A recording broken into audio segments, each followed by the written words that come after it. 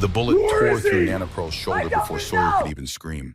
1 second, he was just a homeless kid shivering in a corner booth, rain still dripping from his hood, cold fries turning to paste in his stomach. The next second, glass exploded everywhere, and an old woman in a leather vest collapsed against the bar in a spray of blood that painted the brass rail like a brushstroke from the devil himself. 3 feet away. She went down 3 feet away from him, and he had two choices: run like he'd been running his whole life, or crawl through that broken glass and drag a stranger to safety. What he didn't know, what he couldn't possibly have known, was that the stranger had been carrying his photograph for 14 years, waiting for this exact moment. But we're getting ahead of ourselves.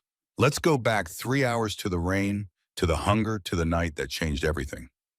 The rain hadn't stopped for 3 days straight. Sawyer Cole pressed himself deeper into the shadows of the bus shelter on Michigan Avenue, watching water cascade off the rusted metal roof like a curtain separating him from the rest of the world. A curtain between him and every warm house, every lit window, every dinner table where someone said grace before eating something hot. His stomach cramped with a familiar emptiness. 46 hours since his last real meal. The half-eaten burger he'd found behind the Wendy's on Gratiot Avenue didn't count. That was survival. That was shame wrapped in soggy bread and swallowed whole before anyone could see. He was 14 years old, though most people guessed 17 from the hardness in his eyes and the way he carried himself. Shoulders hunched forward, chin tucked, moving through the world like a man who expected to be hit at any moment. 3 months on the streets of Detroit had aged him in ways that couldn't be measured in calendar days. It had aged him in the places no one could see. Just find somewhere dry, he whispered to himself, teeth chattering against each other like dice in a cup. Just one night where I don't wake up soaked. His sneakers squelched against the pavement as he pushed off from the shelter and headed south. The industrial stretch of Michigan Avenue sprawled around him in every direction. Abandoned factories with their windows punched out like missing teeth, flickering streetlights that buzzed and popped overhead, the occasional rumble of a semi-truck hauling goods to places where people actually wanted to be. Detroit in November. If there was a lonelier place on earth, Sawyer hadn't found it yet, and he'd been looking. He didn't fully understand why he'd come here. 3 months ago, when he'd finally climbed out the window of his last foster home in Lansing, he could have gone anywhere. South toward Toledo, east toward the Canadian border, west toward nothing. But something had pulled him here, to this specific city, to these specific streets, and that something had a voice he still heard in his dreams. His mother's voice. Darla Cole had talked about Detroit the way some people talk about heaven. Not the Detroit that made the news, not the bankruptcy and the blight and the boarded-up blocks. She talked about a different city, a secret city that lived underneath the one everyone else could see. She'd say it late at night when she thought he was asleep, staring out whatever apartment window they happened to be living behind that month. That's where I was happiest, baby. Before you were born. Before everything went sideways. There was a place where people looked out for each other, where nobody asked where you came from only if you were hungry. She never told him what that place was, never said a name or an address, just that it was in Detroit and that it was the closest thing to home she'd ever known. And now, 5 years after her death, her son was walking these same streets with nothing but a backpack and a locket and a memory of her voice pulling him forward through the rain like an invisible thread. The neon sign caught his eye first. Half the letters were burned out, but he could make out enough of what remained. The Rusty Spur, a roadhouse bar. The kind of place where questions weren't asked and nobody looked twice at a wet kid seeking warmth. Low-slung building, flat roof, gravel parking lot packed with pickup trucks and motorcycles lined up in neat rows like soldiers standing at attention. Sawyer hesitated at the door. Through the fog glass, he could see bodies hunched over a bar, the blue glow of a television mounted in the corner, the amber warmth of neon beer signs casting everything in shades of gold and shadow. Warm air leaked through the doorframe and touched his face like a promise. "You going in or what?" He spun around. A man in a trucker cap stood behind him, cigarette dangling from chapped lips, impatience carved into every line of his weathered face. "Sorry." Sawyer mumbled it and pulled the door open and slipped inside before the man could get a good look at him. The smell hit first: stale beer, fried grease, decades of cigarette smoke baked into every surface, every wall, every square inch of the drop ceiling tiles that sagged overhead like tired eyelids. A jukebox in the far corner played something old and country, the singer's voice crackling through speakers that had seen better decades. Sawyer found a corner booth with torn vinyl seats, the color of dried blood, and slid in, making himself as small as a 14-year-old boy could make himself. He pulled his hood up, crossed his arms over his chest, tucked his hands into his armpits for warmth, and focused on not shaking. "Get you something," the waitress appeared out of nowhere. Mid-50s. Tired eyes sunk deep into a face that had seen too many late shifts and not enough sleep. Her name tag read Jolene, the letters slightly crooked, pinned to a uniform that might have been white once. She held an order pad, like a weapon pen, poised, already writing off whatever he was about to say. "Just water, please." She looked at him for a long moment. Sawyer braced for what always came next. The demand to order something real or get out. The threat to call someone. The look of disgust that preceded his removal from every warm place he had ever tried to rest. Instead, Jolene sighed, a sigh that carried the weight of every tired bone in her body. "Kitchen's about to close. You want some fries on the house?" Sawyer blinked. Something behind his eyes stung, and he blinked again to push it back down where it belonged. "Yeah, thank you." "Don't thank me yet.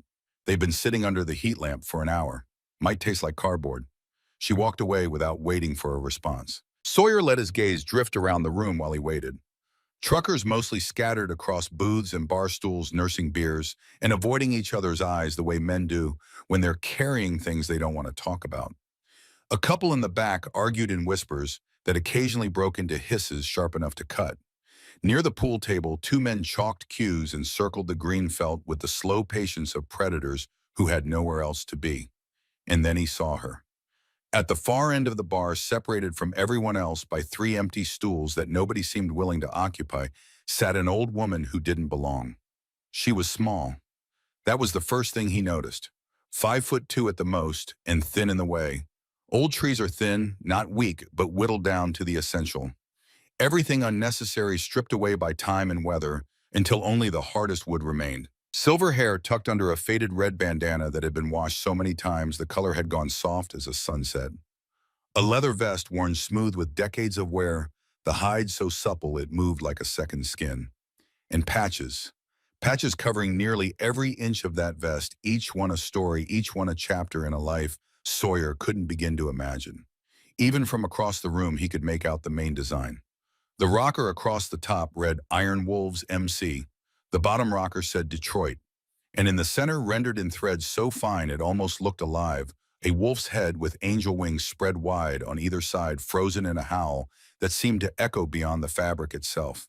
She sat perfectly still, coffee cup cradled in weathered hands that were mapped with veins and scars, and the kind of calluses that come from decades of gripping handlebars. Her eyes were fixed on something beyond the rain-streaked windows, something far away, something that existed in a time and place only she could still reach. Sawyer had seen old people before, in shelters and hospitals, in the foster homes where they sometimes doubled as caretakers.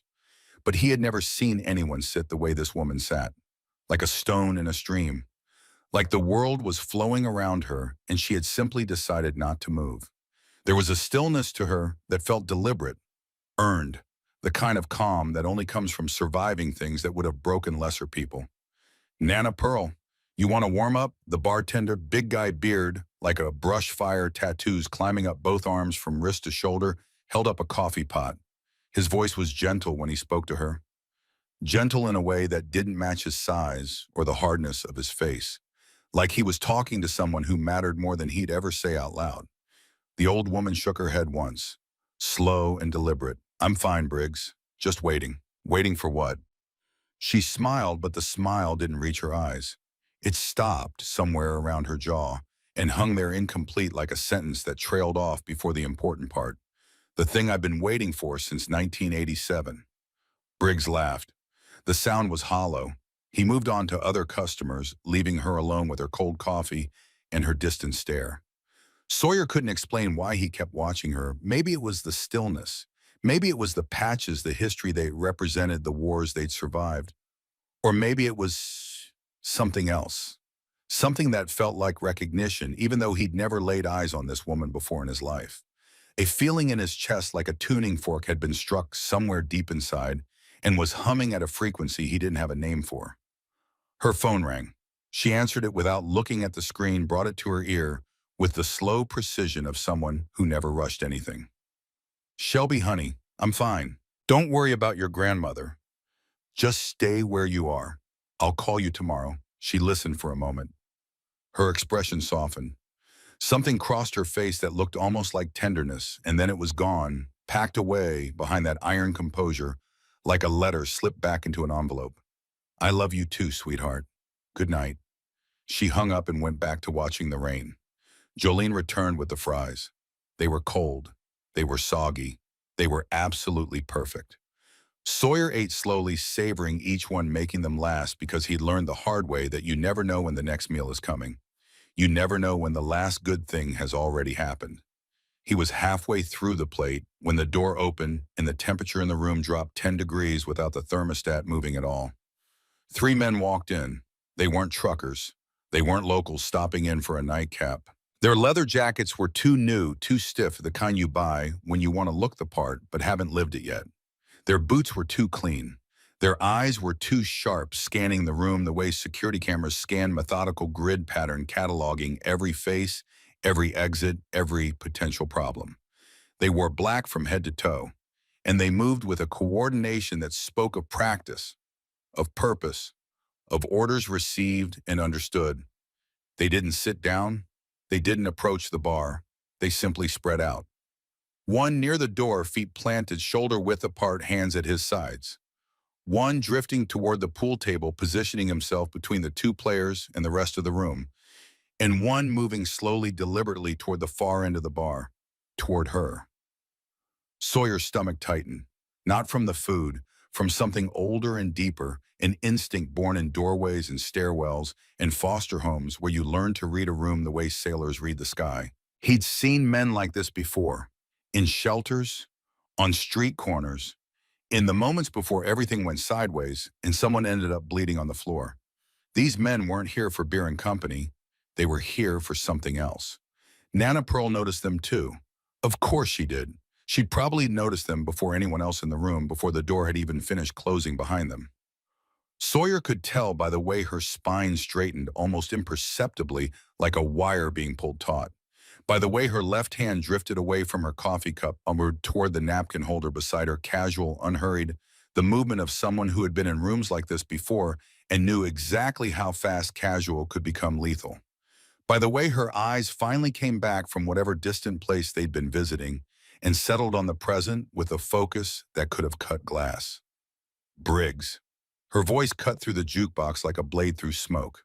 Not loud. She didn't need to be loud. There was something in the tone itself, a frequency of command that bypassed the ears and went straight to the spine. "You got my package behind the counter." The bartender's face went pale. The big man with the brush fire beard and the sleeve tattoos suddenly looked like a child caught in a lie. "Nana Pearl, I don't think now is the best time to—" "Wasn't asking what you think, son. Asked if you got my package." Briggs reached under the bar. His hands were shaking. He produced a brown paper bag, crumpled and unremarkable, and slid it across the wood toward her. Nana Pearl's right hand disappeared inside the bag and came out gripping something metal and heavy.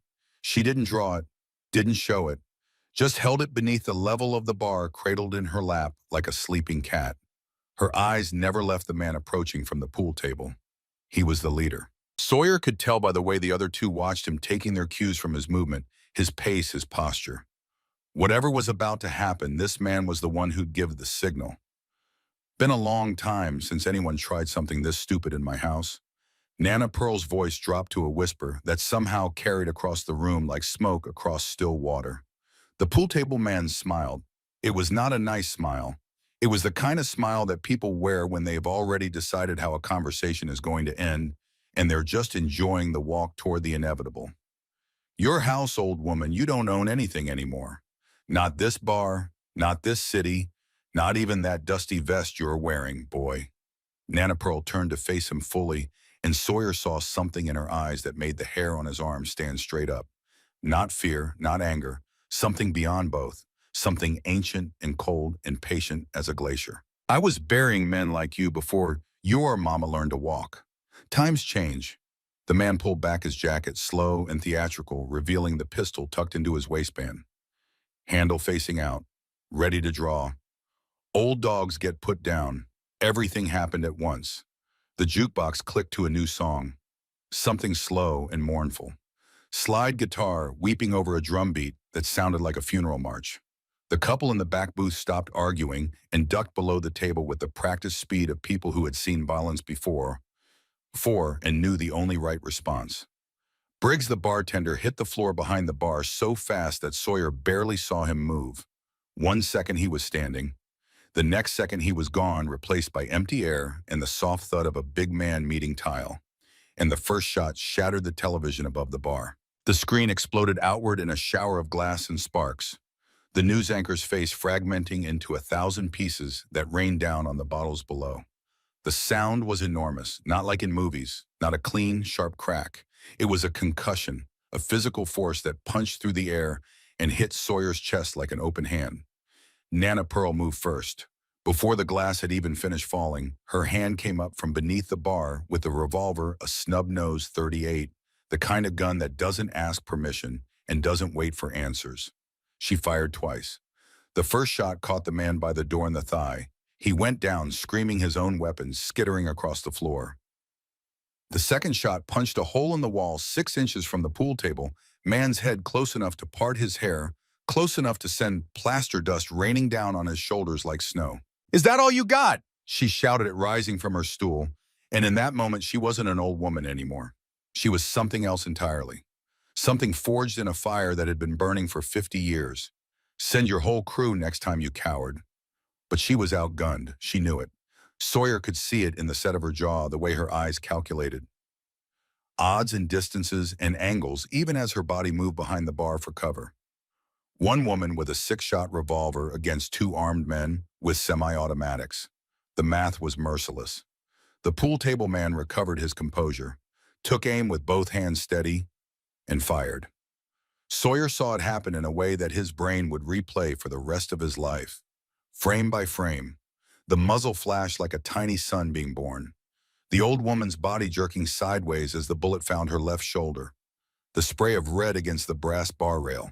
The way her legs buckled, not all at once, but in stages like a building being demolished floor by floor. Her back hitting the row of bar stools. Her body sliding down to the tile. The revolver spinning away from her hand across the dirty floor, coming to rest against a chair leg 10 feet from where she fell. She hit the ground hard, blood spreading beneath her, and she groaned. That sound, that specific sound, a sound so human, so vulnerable, so utterly stripped of pride and pretense, that it bypassed every wall Sawyer had built around his heart in 5 years of running and reached the terrified child still hiding underneath. He'd heard that sound before, 5 years ago, in a stairwell that smelled of mold and copper. His mother crumpling against the railing, looking at him with eyes that held more love than fear, even at the end. Even as the life drained out of her and pooled on the landing between the 2nd and 3rd floors of an apartment building in Lansing, Michigan. Run, baby. Run and don't stop running. He'd run. God help him, he'd run. 9 years old, and he'd turned and fled down those stairs and out the back door and across the parking lot and through the gap in the chain-link fence. And he'd run until his lungs tore and his legs gave out, and he'd collapsed behind a dumpster 3 miles away.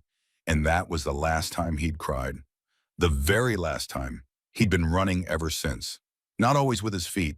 Sometimes the running was inside him, a constant motion of the heart, a relentless flight from the sound of his mother hitting the floor and the sight of 2 men in black walking away like they'd done nothing more significant than taking out the trash. But tonight something shifted. "I can't," he whispered, and he didn't know if he was talking to his mother's ghost or to himself or to whatever force had put him in this bar at this moment in this city on this particular night. "I can't leave her." Sawyer dropped from the booth to the floor. Not standing. Standing would get him killed. He went flat on his belly and started crawling. Elbows and knees against cold, dirty tile, through puddles of spilled beer and around islands of broken glass that bit into his palms like tiny teeth. The shooting had slowed. The two remaining gunmen were shouting to each other, now coordinating hunting. The one by the door was down and moaning, but the other two were mobile, dangerous, circling. Someone was reloading near the pool table. The metallic sound of a fresh magazine being slammed home. 20 feet to Nana Pearl. 15. 10. He could see her clearly now. Silver hair matted with blood and beer. Face pale as paper. Chest rising and falling in shallow, desperate hitches, each breath a negotiation between her body and something that wanted it to stop. Her eyes were open, staring at the ceiling, alive but fading. Hey. Sawyer reached her side and grabbed her arm. His hands were slippery with her blood. Hey, can you hear me? We gotta move.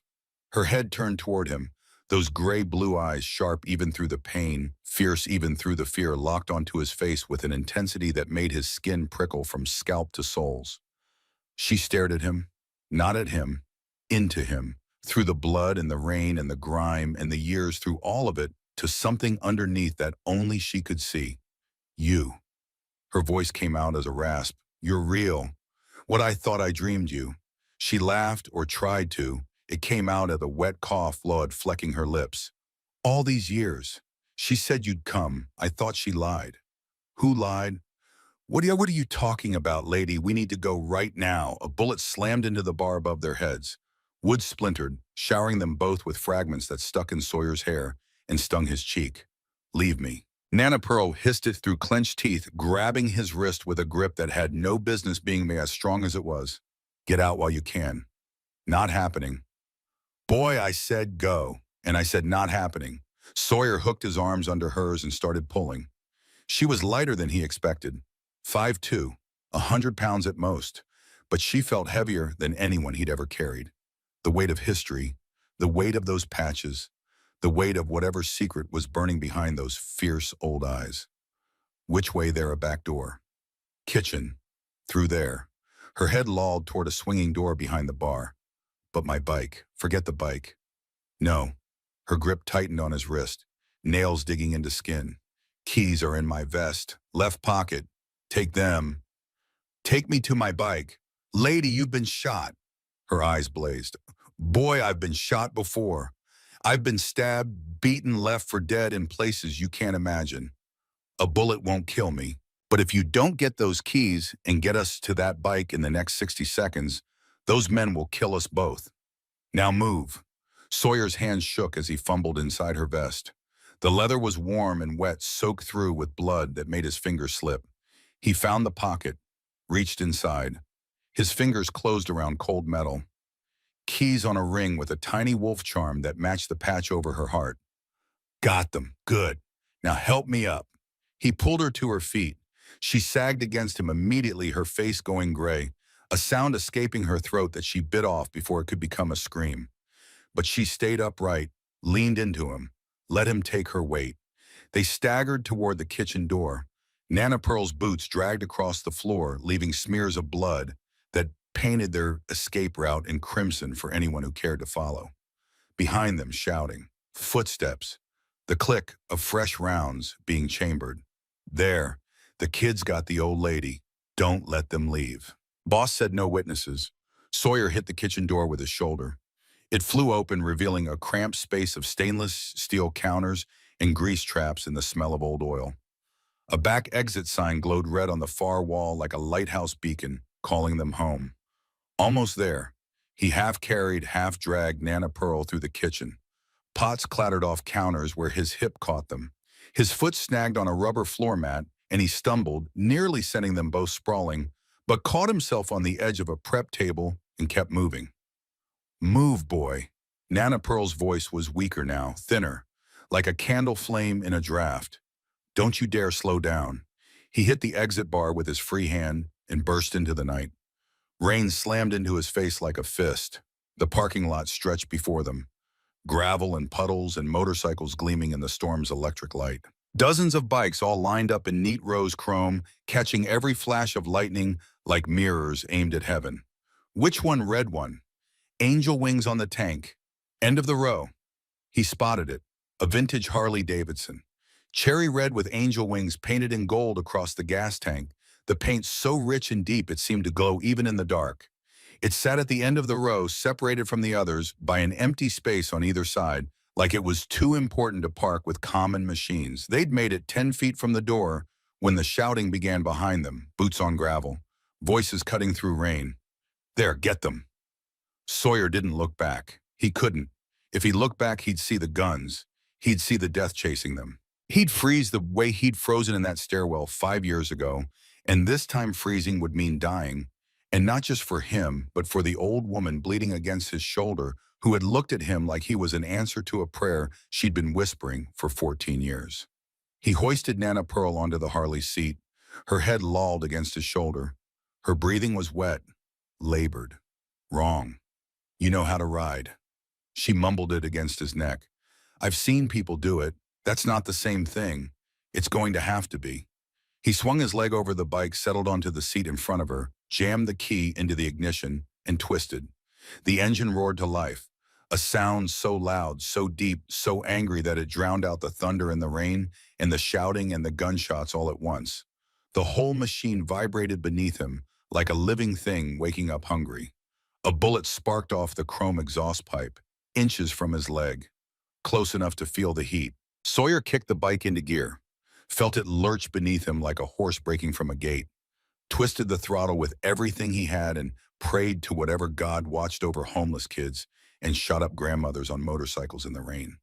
The Harley screamed, gravel sprayed, the world tilted sideways and then straightened, and then they were moving, really moving, tearing across the parking lot and onto Michigan Avenue and into the night with the wind howling and the rain lashing, and Nana Pearl's arms wrapped around his waist in a grip that was the only thing keeping her on the bike, and it was getting weaker with every passing second. Stay awake, he shouted it over the wind. You hear me? Stay awake, boy. Her voice was barely there now, a whisper fighting against a hurricane. There's something I need to tell you. Tell me later, after a doctor looks at you. No, now, she coughed. He felt something warm and wet soak through the back of his jacket. Blood. Too much blood. In my vest, inside pocket. There's a picture. I don't care about a picture right now. You will. Her grip loosened another degree. When you find it, everything will make sense. Everything. Your mama. Everything she died for. Sawyer's blood went cold. Colder than the rain. Colder than the November wind cutting through his soaked clothes. Cold in a way that had nothing to do with temperature and everything to do with the impossible thing this dying stranger had just said. How do you know about my mama?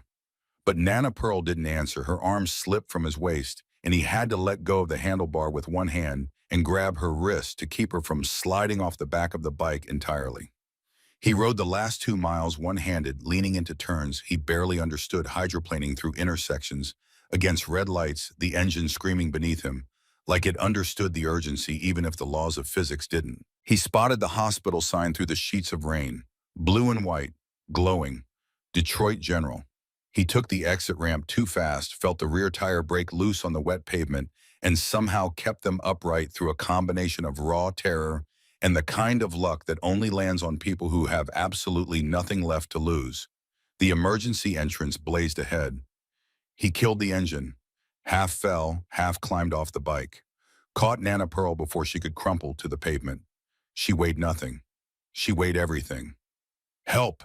His voice cracked, raw from screaming into the wind. Somebody help! She's been shot. For one eternal moment, nothing happened. The rain fell. The fluorescent lights buzzed. Somewhere inside the hospital, a machine beeped, and a phone rang, and the normal business of saving lives continued without any awareness that outside in the dark, a 14-year-old boy was holding a 74-year-old woman in his arms and watching the color drain from her face like water from a broken glass. Then the doors flew open. Nurses in scrubs rushed out with a gurney, their voices cutting the night with codes and commands Sawyer didn't understand. Hands pulled Nana Pearl away from him. So many hands, moving so fast. She was transferred to the gurney and they were rolling her through the doors, and before she disappeared into the white light and sterile chaos of the trauma bay, Nana Pearl did something that the nurses would later say they'd never seen a gunshot patient do. She grabbed the hand of the nearest nurse, pulled herself up, and spoke with a clarity and force that had no business coming from a woman who'd lost that much blood. Call this number. She recited it from memory. 10 digits. No hesitation. Tell Flint. Tell him the wolf cub came home. Then her eyes rolled back and she was gone, swallowed by the swinging doors and the urgent choreography of people trained to fight death on its own turf. Sawyer stood in the rain, blood on his hands, blood on his jacket, blood mixing with the water that streamed down his face and pooled in the hollow of his throat. The Harley sat behind him, engine ticking as it cooled, red paint and gold wings gleaming under the hospital lights, like something from a dream he'd wake up from any moment now. The wolf cub came home. She'd said it like a code, like a password, like something that had been agreed upon a long time ago between people who planned for moments exactly like this one. He looked down at his hands, shaking, covered in an old woman's blood. An old woman who knew about his mother, who'd been waiting for him, who'd carried his photograph for reasons he couldn't begin to understand. Son, a security guard, was approaching from the entrance, mid-40s, cautious, hand on his radio, concern and suspicion fighting for control of his expression. You the one who brought that woman in? Sawyer nodded. Speaking felt impossible. You involved in whatever happened to her? I don't know. I don't know anything. Well, you better figure it out fast. The guard's eyes drifted to the blood on Sawyer's clothes, to the motorcycle behind him, to the general picture of a soaking wet teenager standing in the emergency lane, looking like he'd crawled out of a war zone. Because something tells me this night ain't over yet. It wasn't. 2 hours later, Sawyer sat in a plastic chair in the waiting room, still damp, still shaking, still trying to assemble the scattered pieces of the last 3 hours into something that resembled sense. The police had questioned him twice. 2 different officers, 2 different notebooks, the same questions circling back on themselves like dogs chasing tails. He'd told them everything. The bar, the 3 men, the shots, the escape. Everything except the way Nana Pearl had looked at him. The way she'd said, "I thought she lied, and I thought I dreamed you," and the way she'd mentioned his mother with the casual certainty of someone stating a fact so obvious it didn't need proof. The vending machine in the corner hummed its mindless electric song. The television mounted on the wall played the news on mute. Traffic reports, weather, a feel-good story about a dog rescue that made the anchor smile. Normal life. Life that didn't include bullets and blood and old women in leather vests carrying secrets that spanned decades. The doors from the trauma wing opened. A doctor emerged, mid-50s, exhaustion carved into every line of his face like a road map of a country no one wanted to visit. She's stable. He said it to the officers clustered nearby, but Sawyer heard it clear as a bell across the silent room. Lost a lot of blood. The bullet went clean through the shoulder, missed the subclavian artery by about a quarter inch. She's lucky. We'll know more in a few hours, but she's a fighter. I can tell you that much. Relief flooded through Sawyer. Relief he had no right to feel. He didn't know this woman. She was a stranger. A biker. Someone his mother had apparently known in a life Sawyer had never been told about. In my vest, inside pocket, there's a picture. He stood up before he realized he was moving. Excuse me. The woman they brought in, her vest. Is it still with her? The doctor frowned. Her personal effects are being processed. Why, there's something in the pocket, something she wanted me to see. Are you family? Sawyer opened his mouth, closed it. The word family felt foreign, a language he'd once spoken but had forgotten. I don't know. Maybe. The doctor's frown deepened. A police officer stepped forward. The older one, gray at his temples, lines around his eyes that spoke of too many nights exactly like this one. Kid, who are you really, Sawyer Cole? I told you that already. You told us your name. That's not the same as telling us who you are. Before Sawyer could answer, a sound rolled through the building that made every head turn and every conversation stop mid-syllable. A deep rumbling thunder that had nothing to do with the storm outside. It was lower than thunder. Steadier. It built slowly, growing louder, climbing through the walls and the floor and the ceiling until the windows began to vibrate in their frames and the water in the drinking fountain rippled like something in a movie about dinosaurs. The security guard near the main entrance pressed his face to the glass. His mouth formed 2 words that Sawyer could read from across the room, even though no sound came out. Mother of God. Sawyer turned. The parking lot had transformed. Where there had been empty spaces and scattered cars and one cherry red Harley. Cooling in the rain now, there were motorcycles, Dozens of them, scores of them. They poured in from the access road in tight formation, two abreast headlights, slicing through the rain like searchlights sweeping a battlefield. Their engines growled in chorus, a sound that wasn't mechanical anymore but organic, alive, the collective heartbeat of something vast and powerful and utterly unified in purpose. They kept coming, wave after wave, filling the parking lot, filling the access road, filling every available space until there was nowhere left to park, and still they came, some rolling onto the grass median, some stopping in the fire lane, some simply killing their engines in the middle of the road, because where they needed to be mattered more than where they were supposed to be.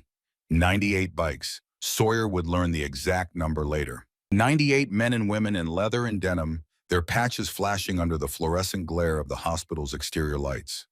Iron Wolves MC, every one of them, from the youngest prospect to the oldest retired member who hadn't thrown a leg over a bike in years, but who'd climbed on tonight because tonight was different. Tonight someone had shot Nana Pearl. They came for their matriarch. They came for the woman who had held their club together through wars and funerals and federal investigations and the slow grinding pressure of decades. They came because when the wolf mother bleeds, the pack doesn't scatter. The pack comes home. And when their president dismounted from his black road king and strode toward the hospital entrance, Sawyer felt something shift beneath his feet. Not the ground, something deeper, something inside the architecture of his own understanding of who he was and where he came from and what his mother had been hiding from him for his entire life. Because he'd seen that face before, in a photograph his mother had kept hidden in a shoebox under her bed, in the only picture of his father he had ever seen. Dog-eared and faded, handled so many times the corners had gone soft as cloth.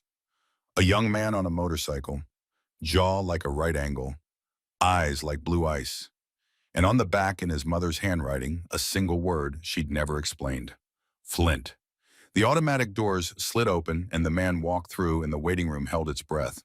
He stood 6'3", shoulders broad enough to fill the doorframe with nothing left over. Beard shot through with silver, eyes exactly the color Sawyer remembered from the photograph, though the years had frozen them even harder, sharpened them into something that could cut on contact. A scar ran along his jaw like a white line drawn with a razor. His leather vest bore the same patches as Nana Pearl's. The wolf head, the angel wings, but his carried an additional rocker across the chest that the others didn't have. One word stitched in gold thread. President. He scanned the waiting room with the precision of someone who had spent a lifetime reading rooms for threats. Police officers, nurses, the security guard frozen by the entrance with his hand still on his radio. His gaze touched each face and dismissed it, searching, hunting, looking for something specific, someone specific. Then those ice blue eyes landed on Sawyer and stopped. For 3 heartbeats, neither of them moved. The world narrowed to a single point of connection between this massive, dangerous man and the homeless boy covered in his grandmother's blood. The air between them crackled with something that had no name, but that both of them felt in the marrow of their bones. You. Flint's voice was deep, rough, a sound that had given orders and ended arguments and spoken at funerals and whispered to women and shouted over engines for 40 years. You're the one who brought her in. Sawyer found his voice somewhere in the ruins of his courage. Yeah, she alive. They said she's stable. Barely. Flint crossed the room in 4 strides. Up close, the scars multiplied. The white line on his jaw, a puckered circle on his left hand, a notch in his ear that looked like something had taken a bite. The kind of marks that told stories Sawyer wasn't sure he wanted to hear. What happened, Sawyer told him. All of it. The bar, the 3 men in black, the coordination of their entry, the shots, Nana Pearl fighting back, the bullet in her shoulder, the crawl across the broken glass, the kitchen, the bike, the ride through the rain to the hospital. His voice cracked twice during the telling, but he didn't stop, didn't look away, didn't let himself flinch under that frozen blue stare. When he finished, Flint stood motionless for a long time, long enough for the seconds to stack up like bricks in a wall. Then he reached into his own vest, into an inside pocket, and pulled out a photograph. This fell out of her jacket when the paramedics were working on her. He held it up face towards Sawyer. One of my boys grabbed it before anyone else could see it. Sawyer looked at the picture and forgot how to breathe. It was him, a younger version, 9 years old, smiling at the camera with a gap-toothed grin that he barely recognized as his own, standing beside a woman with dark hair and tired eyes that still managed to shine when she looked at her son, his mother, Darla Cole.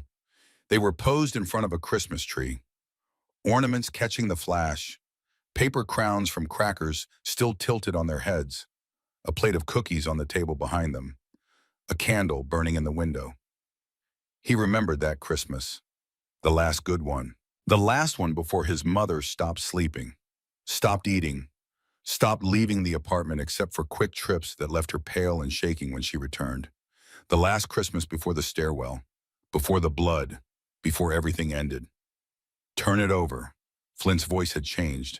The command was gone, replaced by something raw and uncertain and human in a way that didn't match the scars or the patches or the massive frame that housed it. Sawyer took the photograph with fingers that trembled so badly he nearly dropped it. He flipped it over.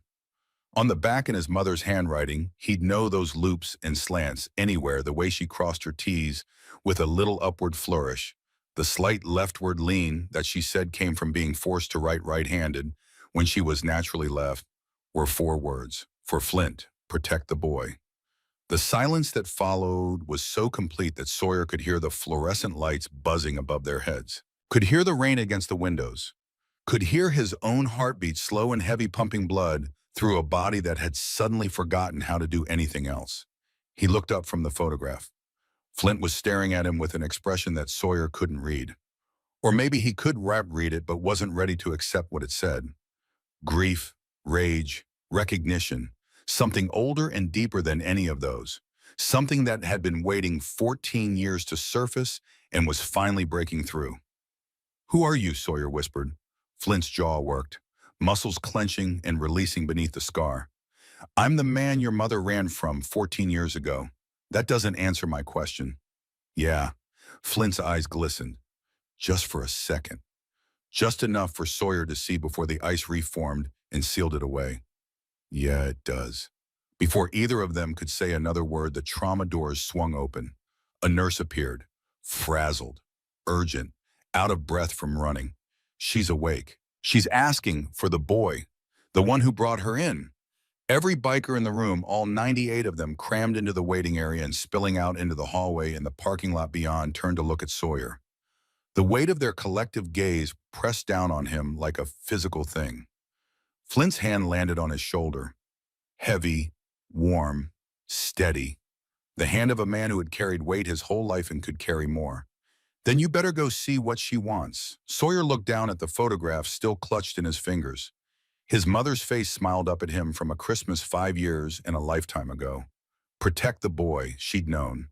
Somehow, impossibly, she'd known this moment would come. She'd planned for it, left breadcrumbs across a decade and a half, waiting for her son to follow them home. But home to what? And why had she run in the first place? And what was in her vest pocket that Nana Pearl had been so desperate for him to see? And why did an old woman in a biker bar look at him like he was the answer to a 14-year-old prayer? The answers were waiting behind those trauma doors. All he had to do was walk through. The nurse cleared her throat. She also said to bring a map of the city and a pen, and she said no one else comes in except you and Flint. Sawyer looked at Flint. Flint looked back. Something passed between them. Not understanding, not yet, but the beginning of it. The first thread of a connection that would either hold them together or tear them apart. Sawyer Cole, 14 years old and homeless, who'd spent 3 months sleeping under bridges and eating from dumpsters, who'd watched his mother die in a stairwell and run until the running became the only thing he knew, squared his shoulders, and took the first step toward a truth that had been hunting him since before he was born. Behind him, 98 bikers watched in silence. Whatever Nana Pearl was planning from that hospital bed, whatever war she was about to wage from a wheelchair and an IV drip, it was going to change everything. For all of them, because Nana Pearl didn't just survive getting shot. She'd been waiting for this. Every Tuesday night at the Rusty Spur for 14 years. Cold coffee, distant eyes, waiting. And now the waiting was over. The trauma doors swung shut behind Sawyer, cutting off the rumble of voices and the weight of 98 stairs like a blade separating two worlds. The world behind him loud and crowded and pulsing with leather and engine grease, and the barely contained fury of a motorcycle club whose matriarch had been shot. And the world ahead of him, quiet and white, and humming with machines designed to measure how close a person was to dying. His sneakers squeaked against the polished floor. Each step left a faint print, water and blood mixed together, stretching behind him like a trail of evidence leading back to a life he was about to leave behind forever. The photograph burned in his pocket, his mother's handwriting seared into the soft tissue of his brain, where it would remain for the rest of his life. For Flint, protect the boy.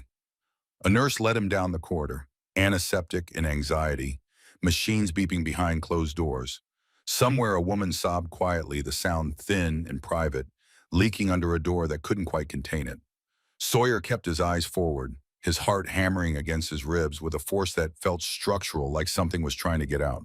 Flint walked 2 steps behind him, silent. The big man's boots barely made a sound on the tile, which shouldn't have been possible for someone that size, but was because men like Flint had spent lifetimes learning how to move through spaces without announcing themselves until they chose to.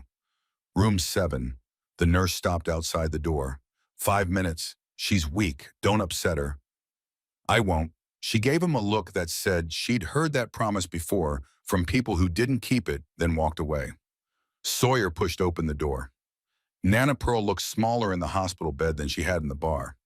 The leather vest was gone, replaced by a hospital gown that swallowed her thin frame like a sail draped over a fence post.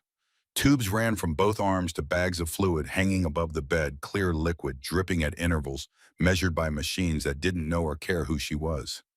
Monitors traced the rhythm of her heart in green lines that peaked and fell, like tiny mountains on an endless horizon. But her eyes, those gray-blue eyes that had blazed with fury in the bar, that had stared down armed men and fired a revolver and refused to die on a dirty barroom floor.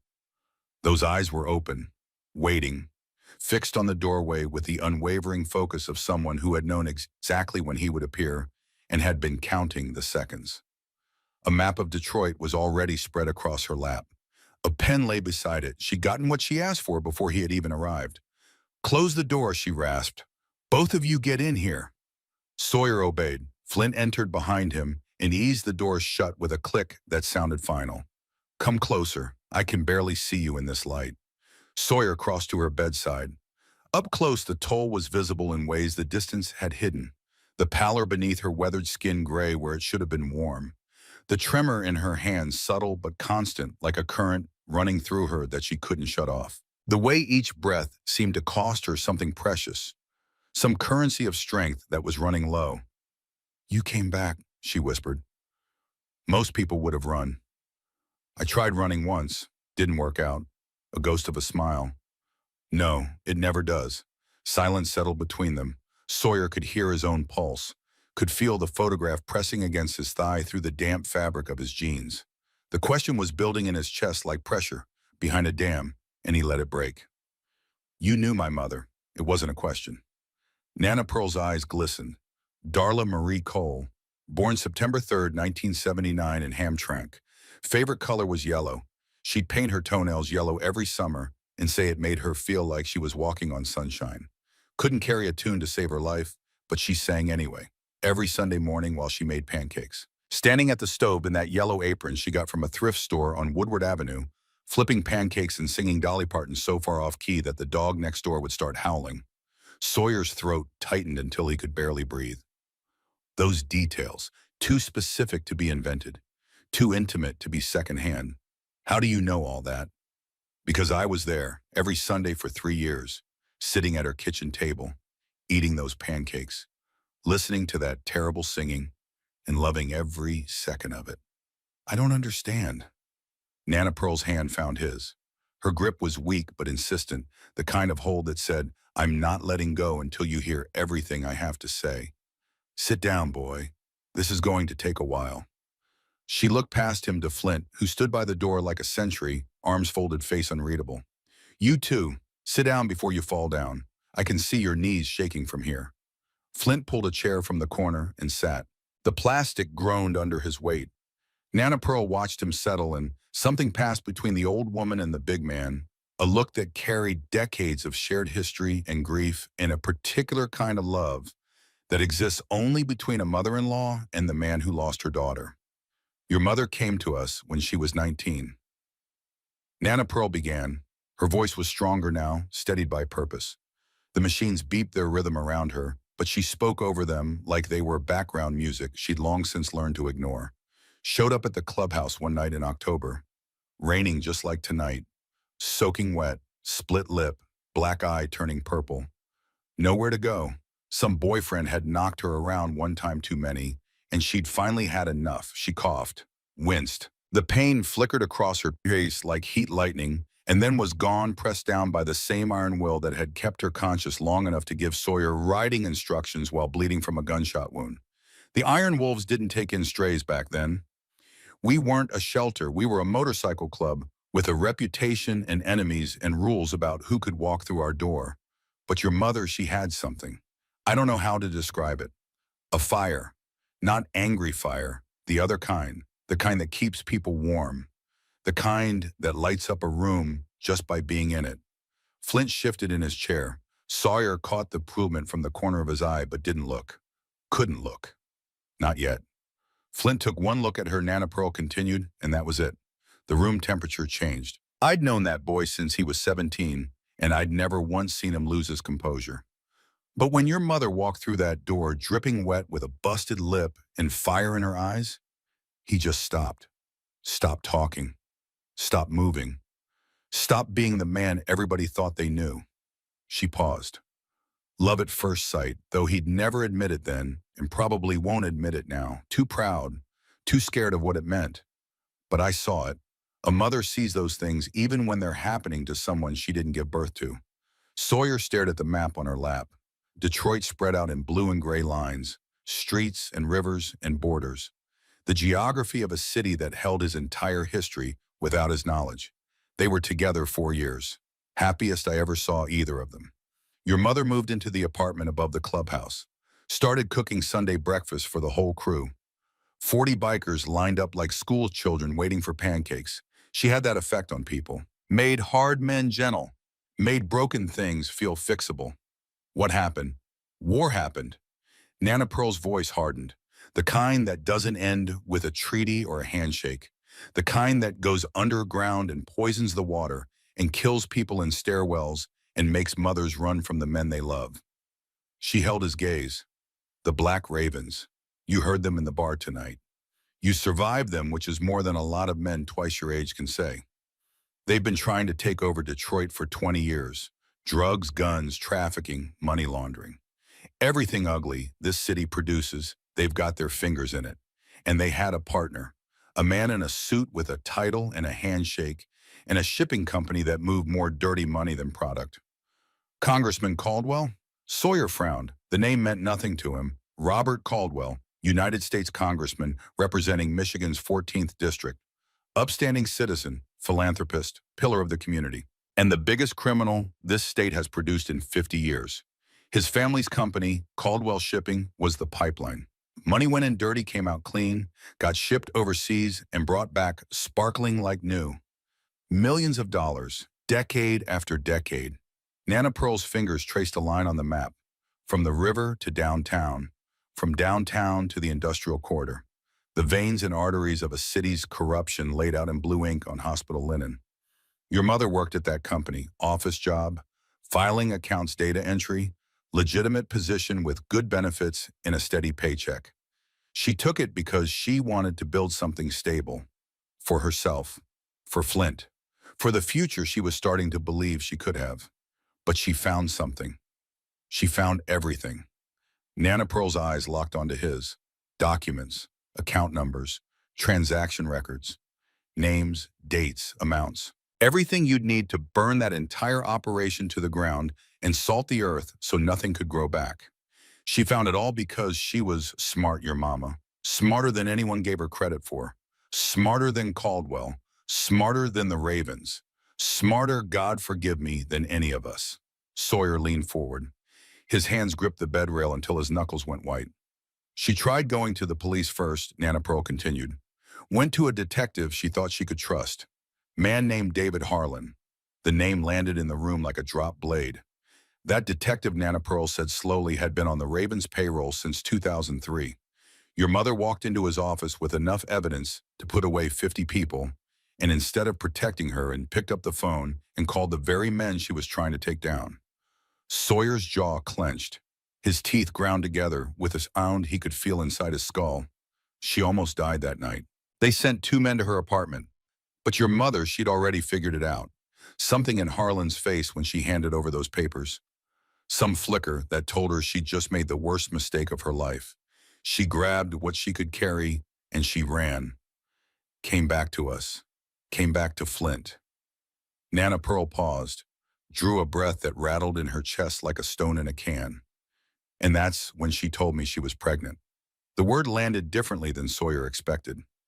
Not like a revelation, more like a confirmation, a piece snapping into a puzzle he'd been assembling in the dark. She found out the same week she discovered what Caldwell was doing. Same week she realized the police couldn't help her.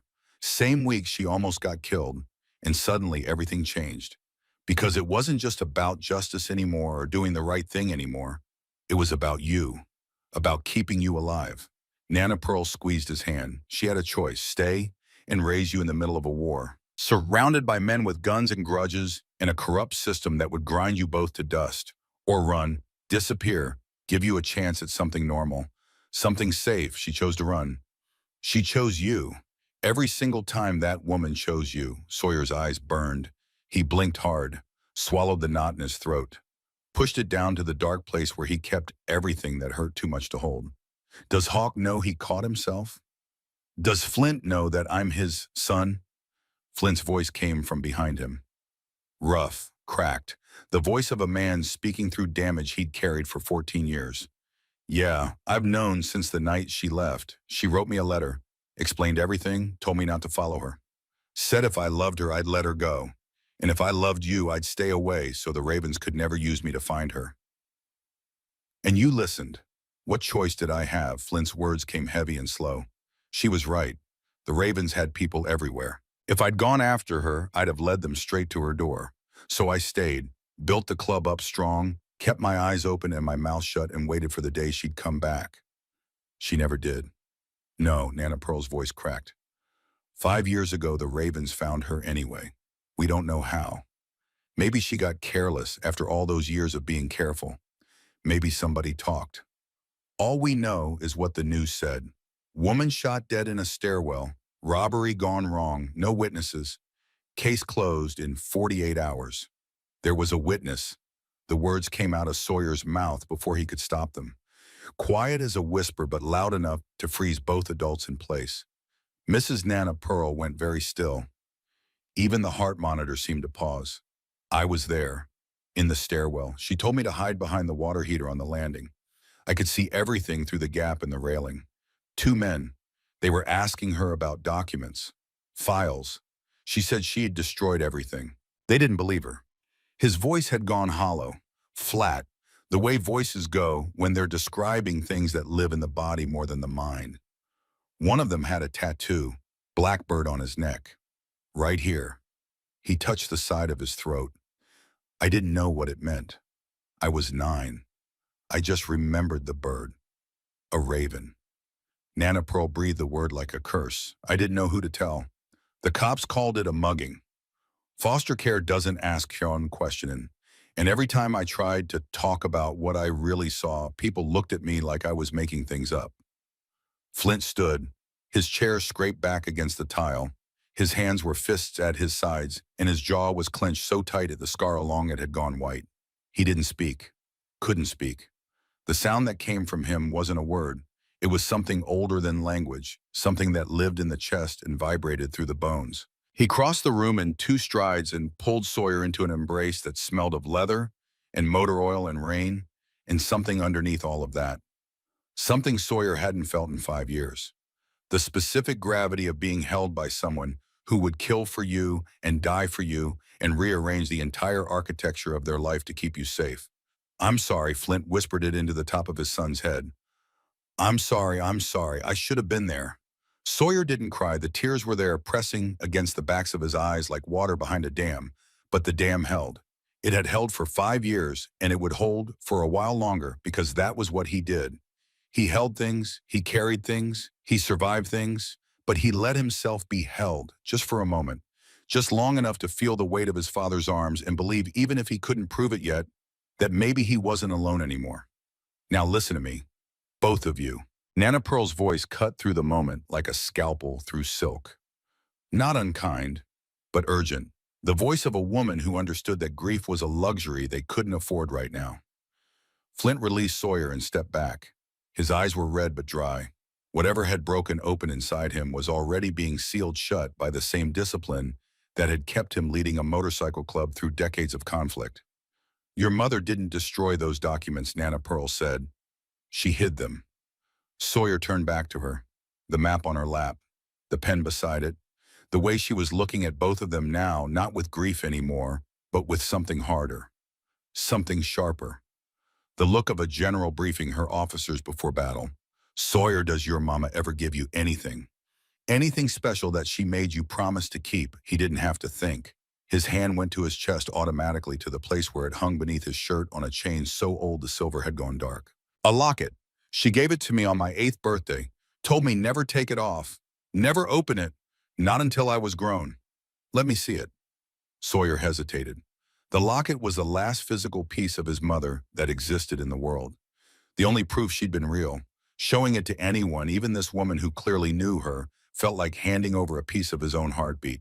But if it held answers, if it could explain why she died and why he'd spent 5 years running and why 3 men had tried to kill this old woman tonight. He reached under his shirt and pulled the chain over his head. The locket was tarnished, the silver dark from years of contact with his skin. The oval pendant still caught the light, and on its surface, etched in lines so fine they might have been scratched by a needle, was a wolf's head. The same wolf's head on every iron wolf's patch in that waiting room.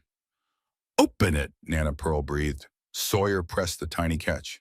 The locket swung open. Inside, where a photograph would normally sit there, was a slip of paper folded so many times it was barely bigger than his thumbnail. What is that? His voice came out strange to his own ears.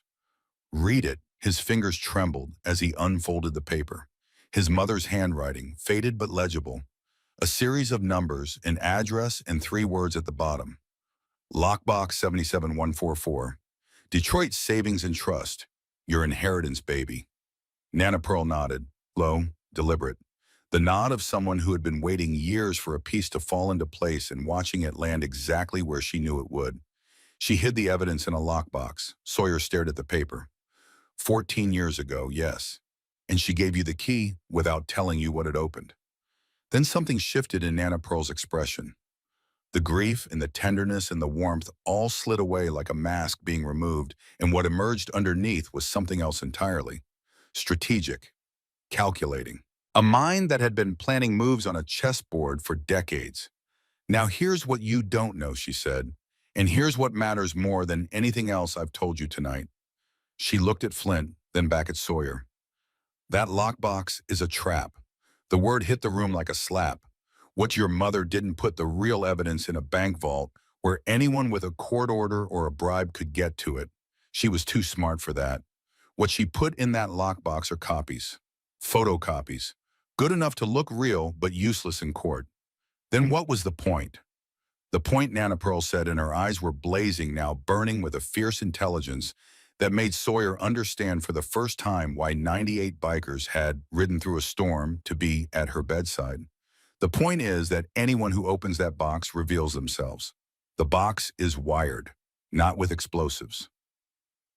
With information, the bank has instructions to flag any access attempt and notify certain people. What people? Your mother set up a contact chain 14 years ago. When that box gets opened, the bank calls a number. That number reaches a federal agent named Kessler. She's been feeding breadcrumbs to the FBI for over a decade, Sawyer. Not enough to build a case on their own, but enough to keep them interested. Enough to make sure that when the time came, when the trap finally sprung, there would be someone on the other end ready to act. Sawyer's mind reeled. His mother, working-class single mom, running and hiding and looking over her shoulder for 14 years.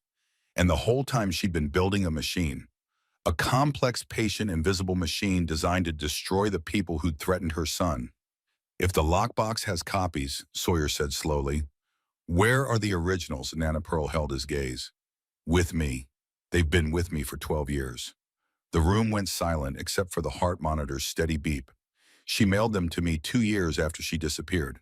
Brown paper package, no return address, just my name and a letter inside explaining everything. Where the documents came from, what they proved, who they could destroy. And one instruction, she looked at Sawyer. One instruction that I've followed every day for 12 years. What instruction only give them to Sawyer? And only when he comes looking on his own. Not before, not to anyone else, not even to Flint. He has to be the one who finishes this. Nana Pearl picked up the pen, drew a circle on the map around a building near the river. Detroit Savings and Trust. Then she drew lines radiating outward from it. Streets, intersections, positions. She was drawing a battle plan. Here's what's going to happen, she said. And now she wasn't a grandmother anymore. Wasn't a patient in a hospital bed. Wasn't an old woman who'd been shot 3 hours ago. She was the matriarch of the Iron Wolves Motorcycle Club. And she was going to war. Tomorrow morning, Sawyer walks into that bank, uses the account number, opens the lockbox, takes whatever's inside, makes it visible, makes it obvious, lets the whole world see him walk in and walk out. Flint moved from his position by the door. Rose, you can't be serious. You're sending my son into a trap you just told us about yourself. I'm activating the trap your son's mother built. Nana Pearl's voice didn't waver. Darla designed this, every piece of it. The lockbox, the locket, the contact chain. She knew that one day Sawyer would find his way back to Detroit, and one day someone would tell him the truth, and one day he would walk into that bank. And when he did, every rat in this city would come scurrying out of their holes and get him killed in the process. Nobody's getting killed. Not if we do this right. She picked up the pen again, pointed to the map. I've already called Agent Kessler. Flint stared. You what? 3 hours ago, before the surgery, when the nurse let me use the phone, I made 2 calls, one to Shelby, one to a number your mother gave me 12 years ago, with instructions to use it when the time came. Agent Thomas Kessler, Financial Crimes Enforcement Network. He's been building a case against the Ravens for over a decade. Every time he gets close evidence, vanishes. Witnesses recant. Cops turn out to be compromised. Harlan Flint said, among others. Kessler knows about Harlan, has known for years. But knowing and proving are different things.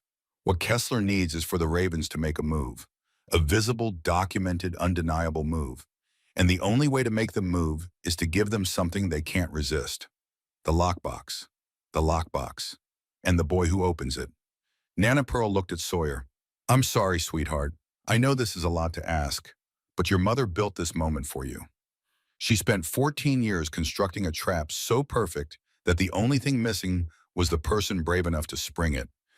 Sawyer looked at the map, at the circles and lines, at the careful precision of an old woman's handwriting, marking positions and routes and fallback points with the practiced hand of someone who had planned operations before. What about Harlan? He's going to come for me. He already tried at the hospital. Nana Pearl's smile was thin and cold and carried the weight of 50 years of outsmarting dangerous men. I'm counting on it. The door to the room opened without warning. Sawyer spun. Flint's hand moved toward his belt muscle memory, overriding conscious thought. Detective David Harlan stood in the doorway. Tall, thin, the kind of face that looked like it had been designed in a factory where smiles were considered a manufacturing defect.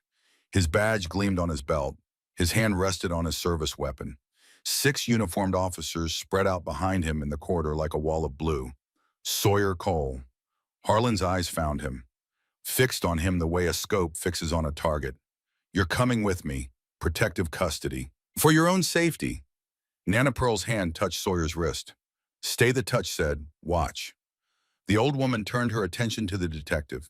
She didn't raise her voice, didn't sit up, didn't do anything that would suggest she was anything other than a frail patient recovering from surgery. But something happened in the room. A shift in pressure, a change in the atmospheric weight. The same thing that happens in the seconds before a storm breaks, when the air goes still and the birds go quiet, and every living thing with instincts understands that something is about to change. David, her voice was warm, almost friendly, the voice of a grandmother greeting an old acquaintance. It's been a while. You look tired. Not sleeping well. Harlan's jaw tightened. This isn't a social call, Pearl. No, I imagine it isn't. She folded her hands over the map on her lap, casual like it was a blanket. Social calls usually don't involve 6 officers and a hand on a gun. The boy is a material witness in a shooting. He needs to be in protective custody until we can sort out what happened at that bar. The boy, Nana Pearl, said the word deliberate weighted is my grandson, and he's not going anywhere with you. That's not your decision. No, Nana Pearl tilted her head. Whose decision is it, David? Yours. The same David Harlan who's been cashing checks from the Black Ravens since 2003, the same David Harlan who turned a blind eye when a young mother walked into his office with evidence of a federal crime and then picked up the phone to call the very people she was reporting. The room temperature dropped. Harlan's face went still, completely still. The kind of stillness that comes from years of hiding reactions, years of maintaining a mask, years of swallowing fear and converting it to silence. I don't know what you're talking about. Of course you do. Nana Pearl's voice didn't change. Still warm, still friendly, still the voice of a grandmother who happened to be reciting a man's crimes with the casual precision of someone reading a grocery list. I've known about you for a long time, David, longer than you'd be comfortable with, and I've been very patient, very quiet, very still, waiting for the right moment to have this conversation. She leaned forward slightly, just an inch, but the movement carried the gravity of a gavel.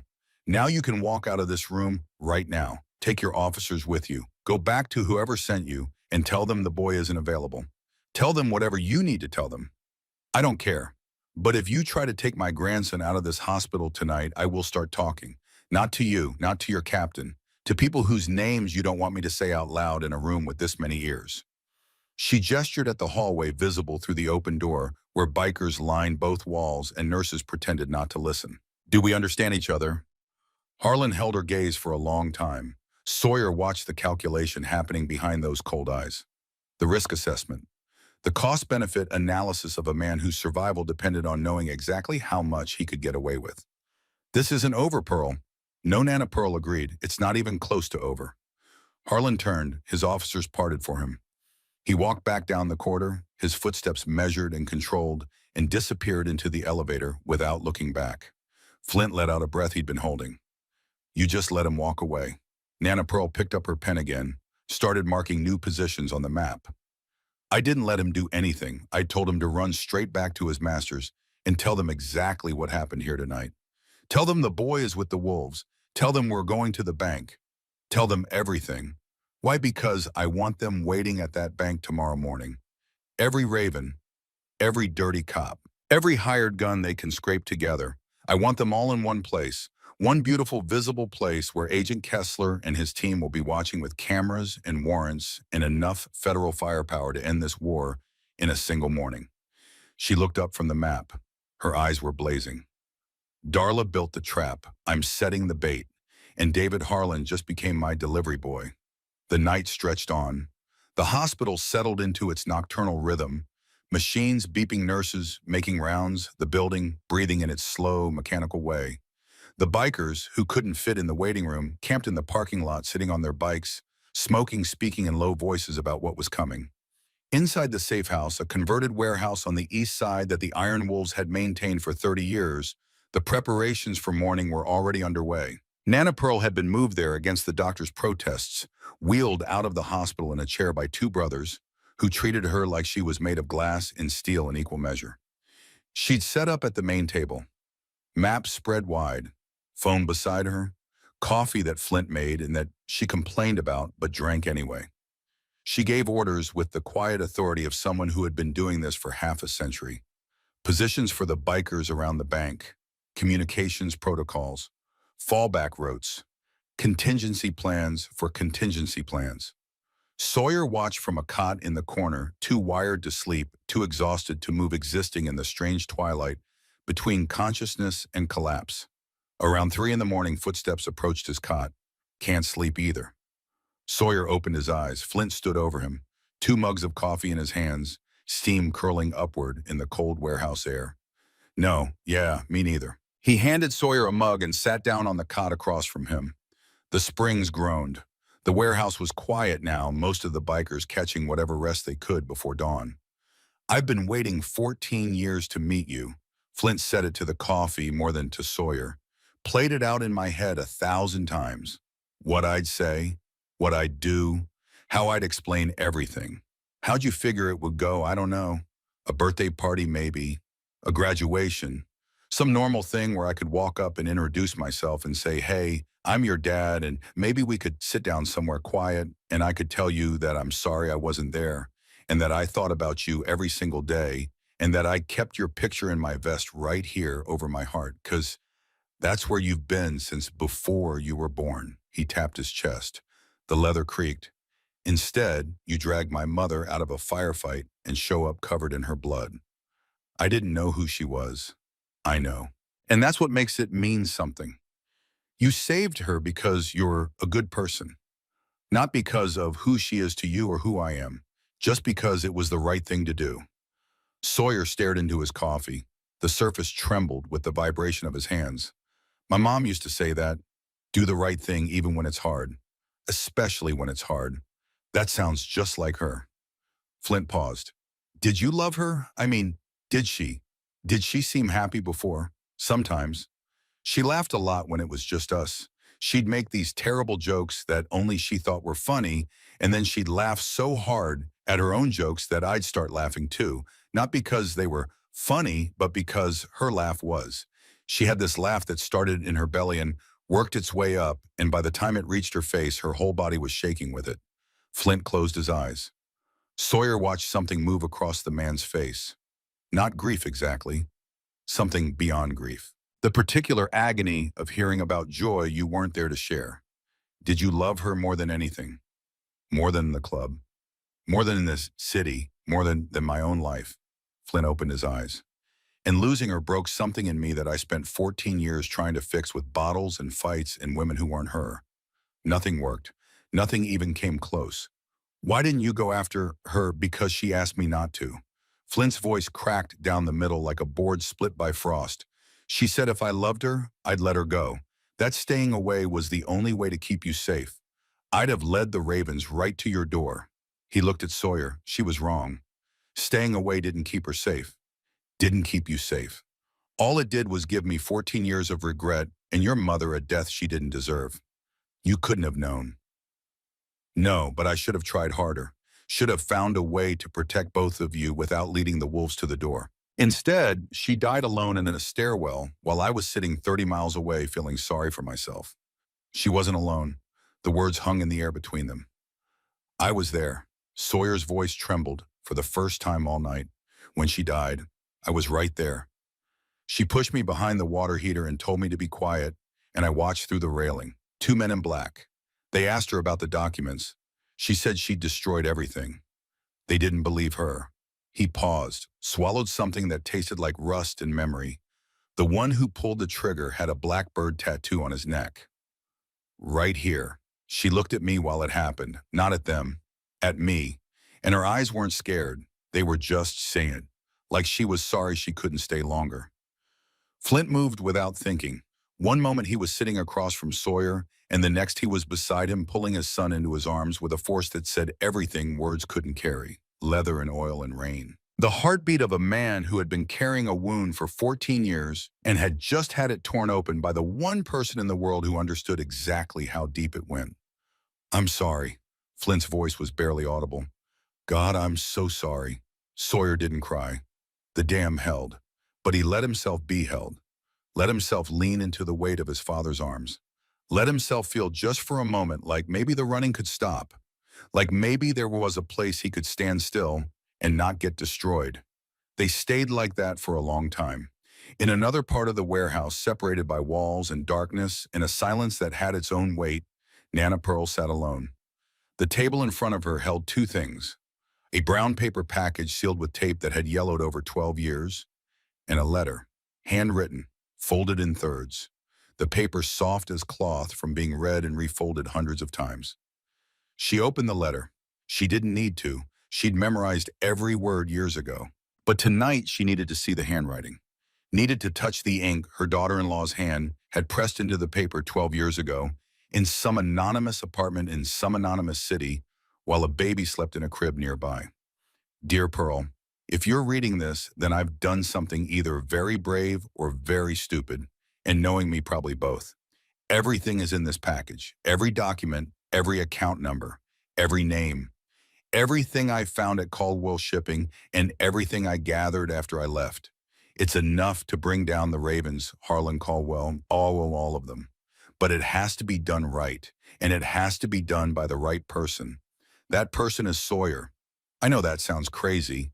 He's 2 years old right now, and his biggest accomplishment today was throwing applesauce at the cat. But he's going to grow up, Pearl.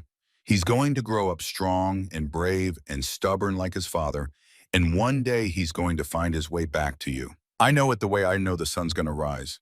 Some things are just written. When he comes, give him everything. Not before, not to anyone else, not even to Flint. This has to be Sawyer's choice, his decision, his moment. Because if I've learned anything from running, it's that you can't hand someone else your fight. You can only make sure they're ready when it finds them. The lockbox at the bank is a decoy, copies only. But when someone opens it, it'll trigger a chain that reaches Agent Kessler at the FBI. That's the signal. That's when you give Kessler the originals, and that's when the whole thing comes down. I love you, Pearl. I love Flint. I love the life I had with you, and I'm sorry I couldn't stay. Take care of my boy. He's going to need you. Darla. Nana Pearl folded the letter, placed it back in the package, pressed her hand flat against the brown paper, and held it there, feeling the weight of 12 years of waiting and the specific gravity of a dead woman's love. Then she called for one of the brothers stationed outside her door, a man she'd known for 30 years, a man who'd taken a bullet for the club twice and never once questioned an order she gave. Take this to the address I'm going to give you, Agent Thomas Kessler. He's expecting it. Deliver it before 9 in the morning. Put it in his hands personally, no one else's. And then get back here before dawn. The biker took the package, nodded once, disappeared into the night. Nana Pearl sat alone in the empty room. The map spread before her. The circles and lines and positions she'd marked over the past 3 hours forming a pattern that would have made her daughter-in-law proud. She picked up her coffee, took a sip, cold. She drank it anyway. Darla, she whispered to the empty air. He came, just like you said he would, and he's everything you promised. She set down the cup, picked up the pen, and went back to work. By 8:45 the next morning, the pieces were in place. Sawyer stood half a block from Detroit Savings and Trust, watching early workers stream in and out of the surrounding office buildings. His stomach churned. His hands were steady. Flint's burner phone was in his pocket. Nana Pearl's voice in his ear from the last things she'd said to him before he left the warehouse. Walk in, open the box, take what's inside. Walk out the front door where everyone can see you. And if something goes wrong, if they grab you before we can stop them, you remember one thing. You stall. You buy time. Because I've already won this game. They just don't know it yet. He walked through the bank's front door that at 9 sharp. The lobby was marble and brass. His sneakers left dirty prints on the pristine floor. A security guard by the door tracked him with suspicious eyes but didn't stop him. Can I help you? A woman in a navy suit approached. Name tag reading Lorraine Whitfield. Manager smile. Eyes that calculated his net worth in 3 seconds and found it lacking. I need to access a lockbox. Account number 77144. It should be in my name. Sawyer Cole. Something flickered across Lorraine's face. Quick. Masked immediately. But Sawyer caught it because he'd spent 5 years on the streets reading faces the way other people read books. One moment, please. She walked to her desk, picked up a phone, spoke with her back turned, voice too low to hear. The call lasted too long. Sawyer felt eyes from every direction. The guard, the tellers, customers in line. 2 men in dark suits emerged from a side office. Government haircuts, government shoes. The kind of deliberately unremarkable appearance that screamed federal agent to anyone who'd ever watched the news. Sawyer Cole, the taller one, black mid-40s scar on his left hand. I'm Agent Kessler. We've been waiting for you. They led him to a private room, explained what he already knew. The lockbox was flagged. They'd been monitoring it for years, waiting for someone to open it. Your mother built a very sophisticated trap, Kessler said, and you just sprung it. The bank's security system has already logged your access. That notification is reaching people right now, people who've been looking for what's in that box for 14 years. The copies. Kessler's eyebrows rose. You know about that. My grandmother told me. Smart woman, your grandmother. Kessler's partner, Agent Nolan, is shorter, sandy-haired, wire-rimmed glasses. The kind of man who looked like he filed taxes for fun, nodded appreciatively. She called us last night, delivered the originals this morning. The real documents are already in federal custody. Then why am I here? Because the trap isn't finished. Kessler leaned forward. We need them to make a move. A visible, documented, undeniable move. Right now, they're watching this bank. When you walk out that front door, holding that envelope, they're going to act. And when they do, we'll have them. Sawyer thought about Nana Pearl, about the map on her lap and the circles she'd drawn, and the cold precision of a woman who had been planning this morning for 12 years. She told me you'd say that. Kessler almost smiled. They led him to the vault. Lockbox 77144 opened with a key that Nolan produced. Inside was a manila envelope, thick with papers. Sawyer took it, tucked it under his arm, and walked back through the bank without looking at what was inside because it didn't matter. It was bait. It had always been bait. And now it was time to let the trap do what his mother had built it to do. He walked out the front door into the morning sun, made himself visible, made himself slow. The most exposed, vulnerable, conspicuous target in the entire financial district of Detroit. The black SUV pulled up beside him before he'd gone half a block. The door opened. A voice said, "Get in, kid."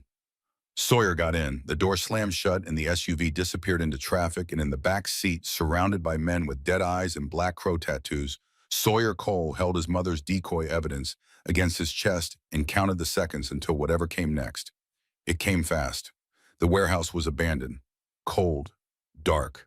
Water dripping somewhere in the blackness like a metronome counting down to something terrible. They shoved him into a metal chair.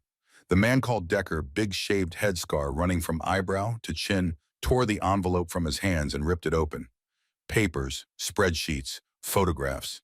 He rifled through them with increasing agitation. These are copies. His voice was flat with disbelief. Photocopies. Someone already took the originals. Before Sawyer could respond, a figure stepped out of the shadows, and the temperature in the room dropped to absolute zero. Detective David Harlan, no badge this time, no uniform, just dark clothes and a smile that belonged in a morgue. "Hello, Sawyer. Surprised to see me. You're supposed to be a cop. I am a cop, a very well-paid one." He pulled up a chair, sat across from Sawyer with the casual intimacy of a man settling in for a conversation he intended to enjoy. "You know, I've been waiting for this moment a long time. 14 years. Ever since your mother walked into my office with that folder and that fire in her eyes, and I realized she was either going to make me very rich or very dead." He leaned forward. "I chose rich. You killed my mother." Harlan's head tilted. The smile didn't waver. "I gave the order. There's a difference. I didn't pull the trigger personally. I had people for that. 2 men, Stairwell and Lansing, quick and clean. At least it was supposed to be. She talked for a while before the end, your mother. Asked about you, wanted to make sure you'd gotten away. Even dying, she was thinking about her kid." Rage erupted through Sawyer's body. He lunged forward, but Decker's hand slammed him back into the chair hard enough to rattle his teeth. "Easy now." Harlan crossed his legs. "We're just talking, for now." He held up the photocopies. "Your grandmother is clever, I'll give her that. But clever doesn't change the fact that I'm holding copies instead of originals, which means the real evidence is still out there. And you're going to tell me where." Harlan drew a service weapon, pressed the barrel against Sawyer's temple. The metal was cold. "Final. I'm going to count to 3. Sawyer felt his heartbeat in his teeth, felt the world narrow to a single point of contact between steel and skin, felt every second of his 14 years compress into this one moment. And he heard Nana Pearl's voice clear as a bell, spoken from a hospital bed 12 hours ago. "If they grab you, you stall. You buy time. Because I've already won this game. They just don't know it yet. Sawyer looked Harlan in the eye. You need me alive. Harlan's finger rested on the trigger. His smile flickered.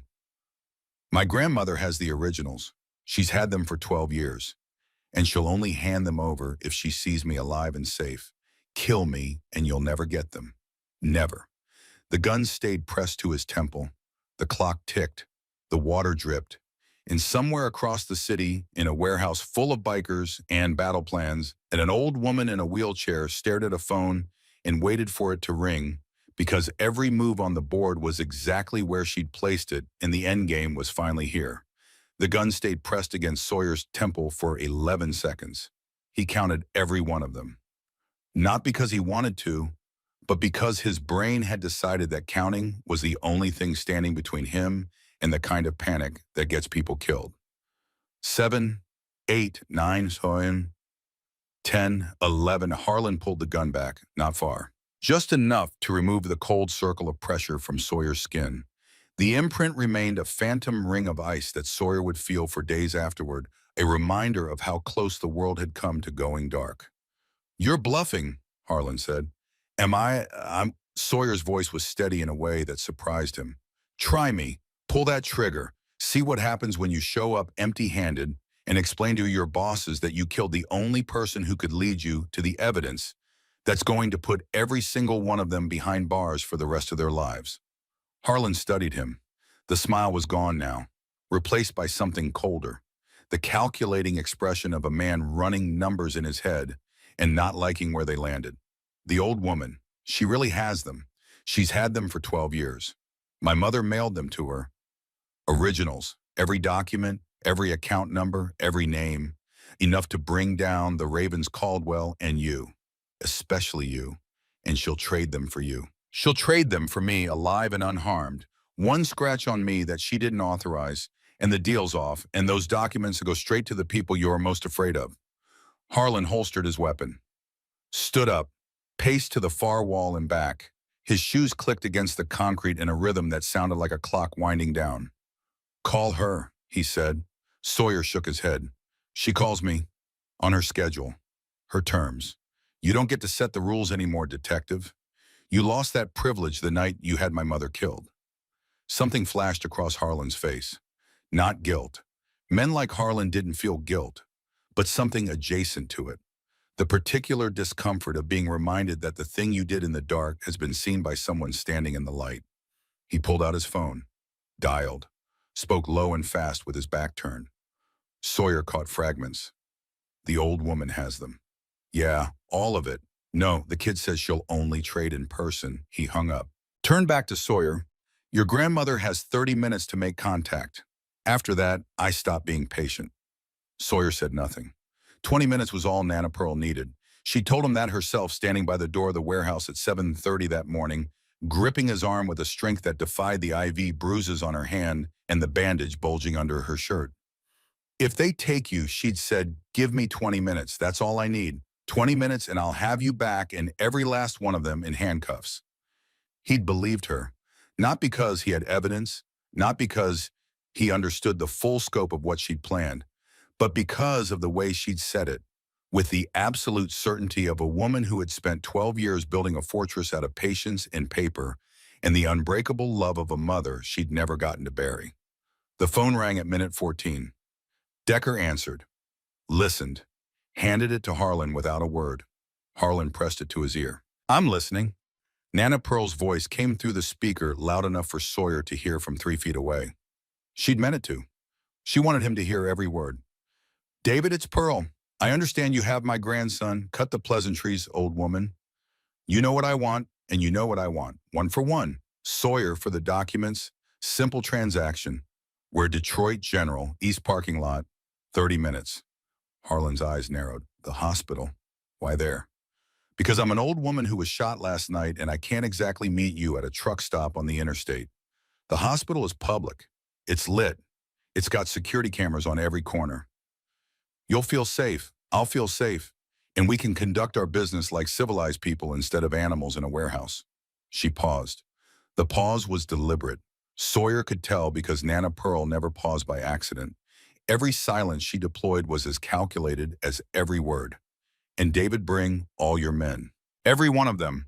I want to make sure there are no misunderstandings about what's being exchanged and what happens if anyone breaks the terms. Harlan covered the phone with his hand, looked at Decker. What do you think could be a trap? She's 74 years old in a wheelchair. What's she gonna do, run me over the bikers? Harlan waited. Sawyer watched the calculation, the risk assessment, the arrogance of a man who'd been getting away with murder for 20 years and had started to believe he always would. Fine. Harlan uncovered the phone. 30 minutes, East Lot. And Pearl, if I see anything that smells like a setup, the kid dies first. Clear. Crystal, clear, David. See you soon. The line went dead. They moved fast after that. Decker hauled Sawyer to his feet and marched him back to the van. Two more men had arrived while they'd been inside reinforcements summoned by radio. 5 against 1 now. 5 armed men and a 14-year-old boy, and with nothing but a burner phone in his pocket and a grandmother's promise. The burner phone. In the chaos of the transfer from chair to van, in the rough hands pushing him through the rusted door and into the back of the vehicle, Sawyer's right hand slipped into his jacket pocket. His fingers found the phone, found the single speed dial button Flint had programmed. He pressed it. No ringtone, no vibration. The phone was set to silent. But somewhere across the city, in a warehouse, or on a motorcycle, or wherever the Iron Wolves had positioned themselves for this exact contingency, Flint's phone was receiving a call from his son. And if Flint answered, if he kept the line open, he would hear everything. The van engine started. Sawyer positioned himself on the bench seat with his left side toward Decker, keeping his right hand and the phone hidden against the door panel. So we're really doing this, Decker said. Trading the kid for paperwork. The paperwork is worth more than the kid. Harlan's voice came from the passenger seat. Those documents can put away 50 people. That's 50 people who've been paying us very well to make sure those documents never see the light of day. And you trust the old woman to actually hand them over? I trust that she loves this kid more than she loves justice. People like her family people, they'll sacrifice anything to protect their own. It's their biggest weakness. Sawyer kept his face blank. Let Harlan believe what he wanted to believe. Let him think Nana Pearl was a sentimental old woman driven by emotion rather than strategy. Let him walk into the hospital parking lot with his chest puffed out and his guard down and his absolute conviction that he was smarter than a 74-year-old grandmother in a wheelchair. That conviction was going to cost him everything. The van turned onto the main road heading toward Detroit General. Through the windshield, the hospital's upper floors were visible above the tree line, white and angular against the gray November sky. 10 minutes out, maybe less. Sawyer pressed the phone harder against his thigh, held it there, willed his father to be listening. They arrived at the hospital's east lot at 9:52. The van pulled to a stop near the far corner, away from the main traffic pattern, but close enough to the building that the security cameras mounted on the exterior walls would have a clear line of sight. Harlan surveyed the scene through the windshield. The lot was half full, cars and trucks belonging to staff and visitors, a few empty ambulances parked near the emergency entrance, and motorcycles. At least a dozen of them scattered across the lot in what appeared to be random positions, but which Sawyer recognized from the hours he'd spent watching Nana Pearl mark the map as a carefully designed perimeter. I see bikes, Decker said. I see them too. Harlan's voice was tight, but no riders. They're empty. Could be inside. Of course they're inside. She's their queen. They're not going to leave her alone, but they won't start anything out here. Not with this many witnesses. He was wrong about that. He was wrong about a lot of things. But the biggest thing he was wrong about was the assumption that Nana Pearl's plan revolved around the parking lot at all. Get the kid out. Harlan opened his door. Keep him close. Keep him visible. I want the old woman to see him the second she rolls out that door. Decker yanked Sawyer from the van. The morning air hit his face cold and clean after the cigarette fog of the vehicle. His wrists were sore from being gripped too hard. His lip had swollen from where Decker had hit him in the warehouse. But his legs were steady and his eyes were clear, and the phone in his pocket was still connected. They positioned him in front of the van, Harlan to his left, Decker to his right. 3 more men fanned out behind them, hands inside their jackets, fingers on weapons. They hoped they wouldn't need but were fully prepared to use. Where is she? Harlan checked his watch. She's got 2 minutes. 1 minute and 30 seconds later, the hospital's east entrance opened. Nana Pearl emerged in her wheelchair. Two Iron Wolves brothers pushed her, one on each handle, their faces blank and hard as carved stone. Behind them, Flint walked with his arms at his sides and his eyes locked on the van where his son stood, surrounded by men who had killed the woman he loved. The distance between them was maybe 60 yards. Nana Pearl covered it slowly.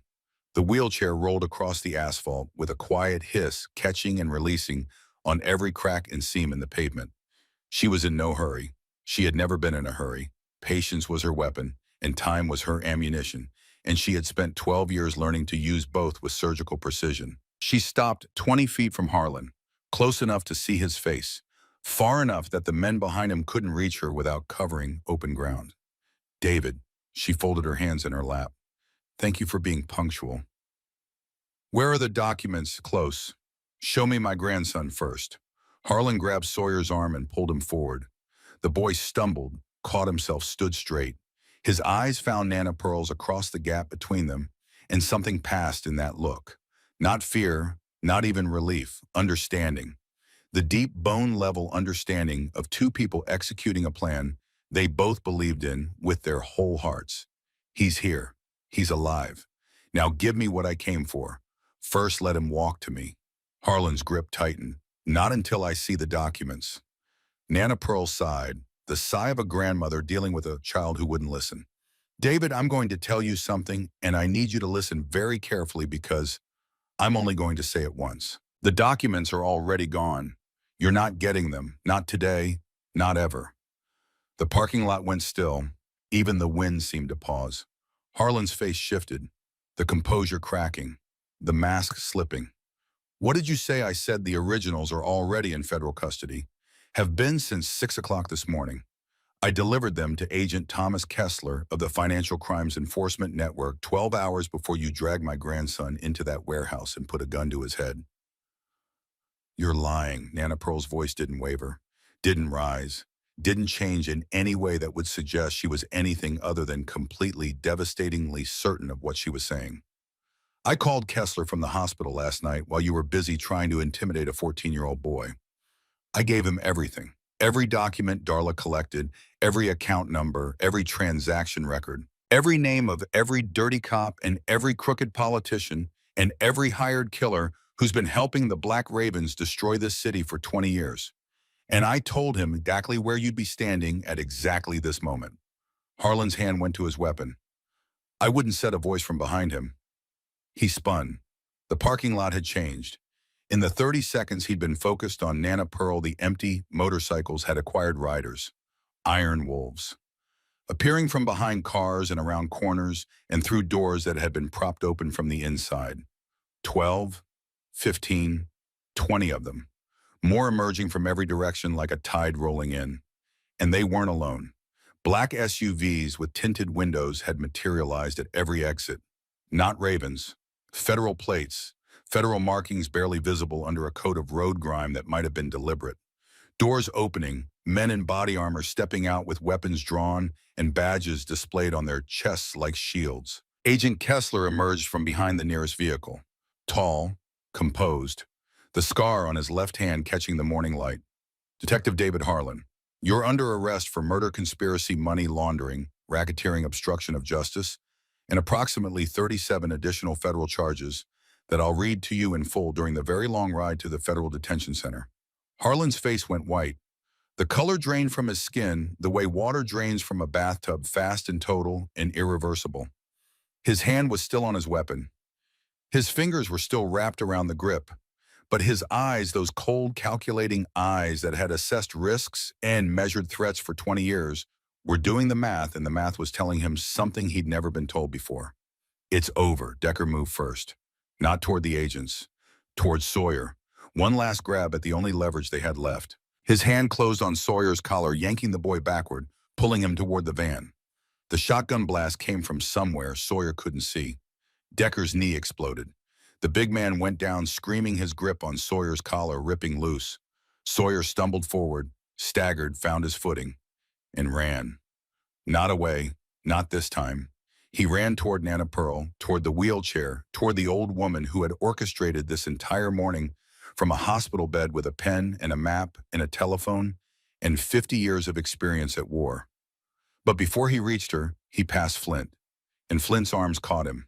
Huge arms, strong arms, arms that closed around him and held him with a fierceness that was both desperate and gentle, the embrace of a man catching something precious that he'd watched fall for 14 years.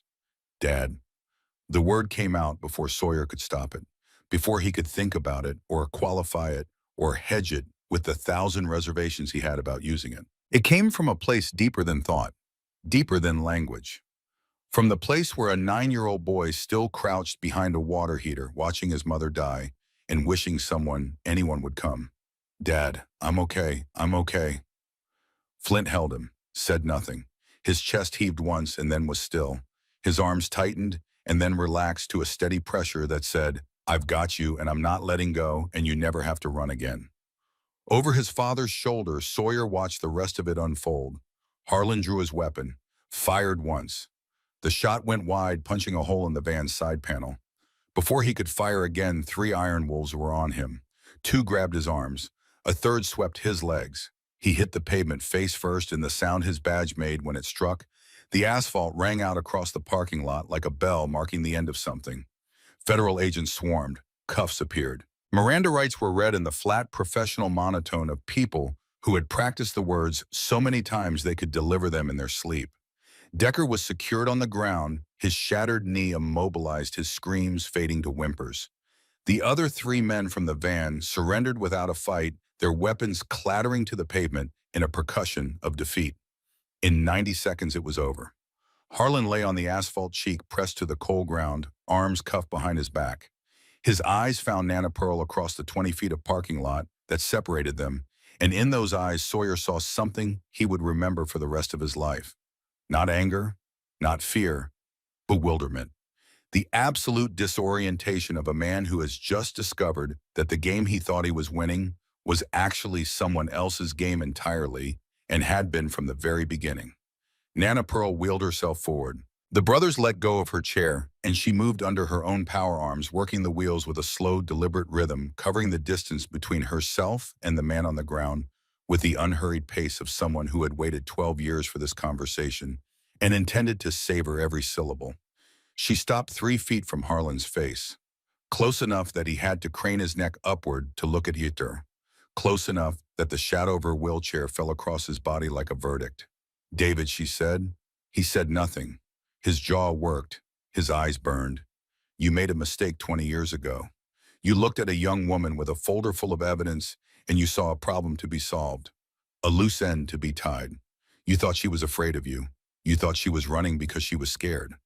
She leaned forward in the chair, just slightly, just enough for the morning light to catch her gray-blue eyes and turn them to silver. Darla wasn't running because she was scared. She was running because she was smart. Smarter than you. Smarter than Caldwell. Smarter than every man in a suit or a badge or a black leather jacket who thought he could outthink a mother protecting her child. She paused, let the silence build, let it press down on Harlan's back like a physical weight. She didn't hide that evidence in a bank vault and hope for the best.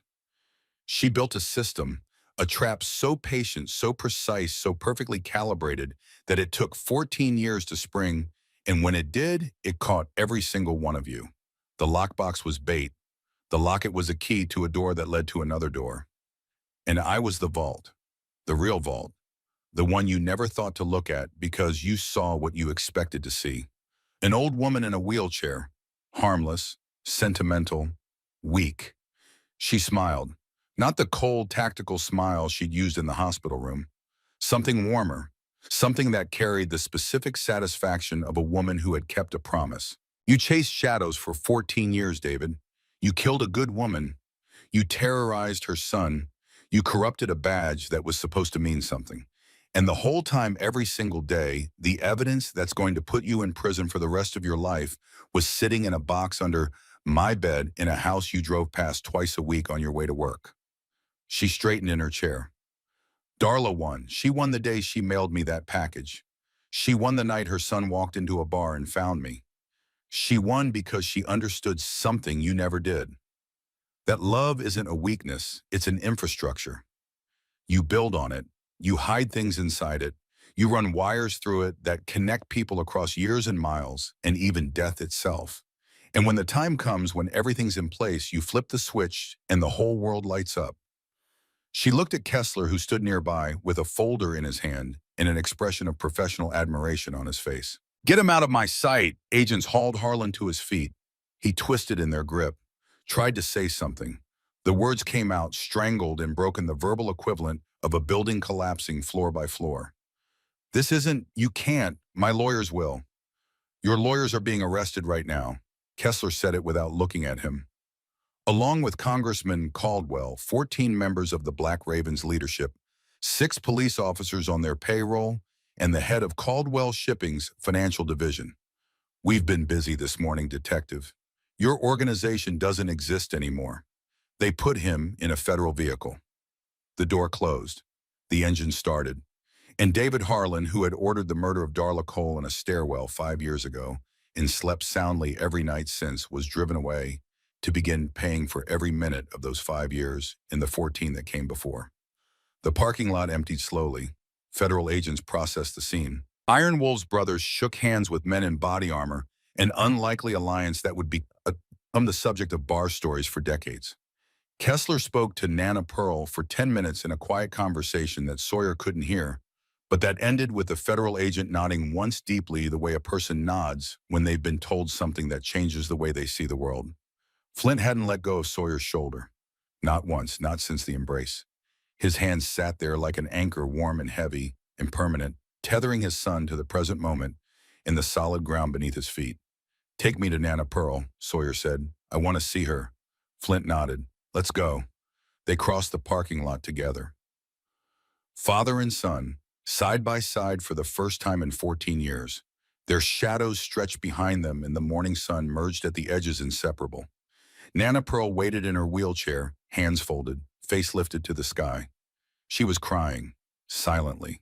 The tears tracked down the creases of her weathered face like rain following familiar paths, and she made no effort to wipe them away because some tears deserve to fall where they want to. "Come here, boy." She held out her arms, both of them. The IV bruises visible on her wrists, the bandage visible under her hospital gown. All of it visible, bush of it, evidence of what this 74-year-old woman had endured and survived and fought through to reach this specific moment on this specific morning. Sawyer knelt beside the wheelchair. Her arms went around him. She smelled like antiseptic and coffee and something underneath, both something old and warm and ineffable that he would later identify as the way grandmothers smell when they've been holding you in their hearts for longer than you've been alive. "You did it," she whispered against his hair. "You were so brave. Your mama would be so proud. You did it." Sawyer's voice cracked. "You planned everything, from the hospital bed, from the wheelchair. You brought them all down. Your mama built the weapon, sweetheart. I just pulled the trigger." She held him tighter. "And you were the bullet."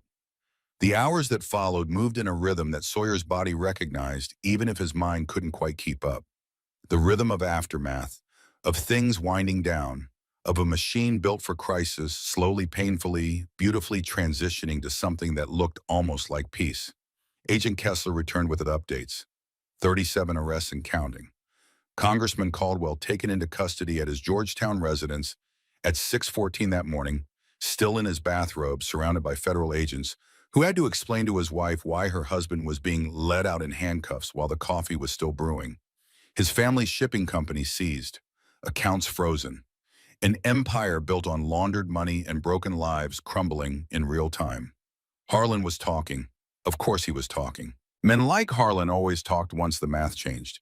He was naming names, drawing diagrams, offering up every secret he'd ever kept in exchange for a deal that wouldn't come, because the evidence Darla Cole had gathered 14 years ago was so comprehensive, so meticulously documented, so devastatingly complete that the federal government didn't need his cooperation. They just needed him to sit still while they read the charges. "We couldn't have done this without you," Kessler told Sawyer. "Without your mother, without your grandmother. 3 women built this case. A young mother, an old matriarch, and a dead woman who refused to let her killers win." He paused, corrected himself. 3 generations of women who were smarter than every man in this story. myself included. The news broke at noon. Every channel, every station, every news feed and social media platform in the state of Michigan, and then beyond. Sawyer watched it from the safe house surrounded by iron wolves who had shed their riding gear and were sitting around the television like a family watching the Super Bowl, except instead of cheering for touchdowns, they were cheering for justice. Federal authorities announced what they are calling the largest organized crime takedown in Detroit history. 37 individuals have been arrested in connection with the Black Ravens organization, including United States Congressman Robert Caldwell, Detroit Police Detective David Harlan, and numerous associates across law enforcement of finance and government. The screen filled with footage. Caldwell in handcuffs, Harlan's perp walk, Ravens soldiers being loaded into transport vehicles, the Caldwell shipping headquarters with federal seizure notices plastered across its doors, and then a photograph that stopped Sawyer's heart. The key to breaking this case was evidence gathered 14 years ago by Darla Cole, a former Caldwell shipping employee who was murdered 5 years ago. Cole's documents, which detailed years of illegal financial activity, were preserved by her family and delivered to federal authorities by her mother-in-law, Pearl Henderson, matriarch of the Iron Wolves Motorcycle Club. Darla Cole smiled at him from the screen. Dark hair, sharp eyes, the particular kind of beauty that comes from being tough and tender in equal measure. A photograph he'd never seen before, taken in what looked like a kitchen sunlight streaming through a window behind her, a yellow apron tied at her waist, a spatula in one hand, and a laugh caught halfway to her eyes. She looked happy. She looked like a woman standing in the middle of the life she was meant to live, surrounded by people she loved, cooking breakfast on a Sunday morning, and singing off-key because she didn't care who heard.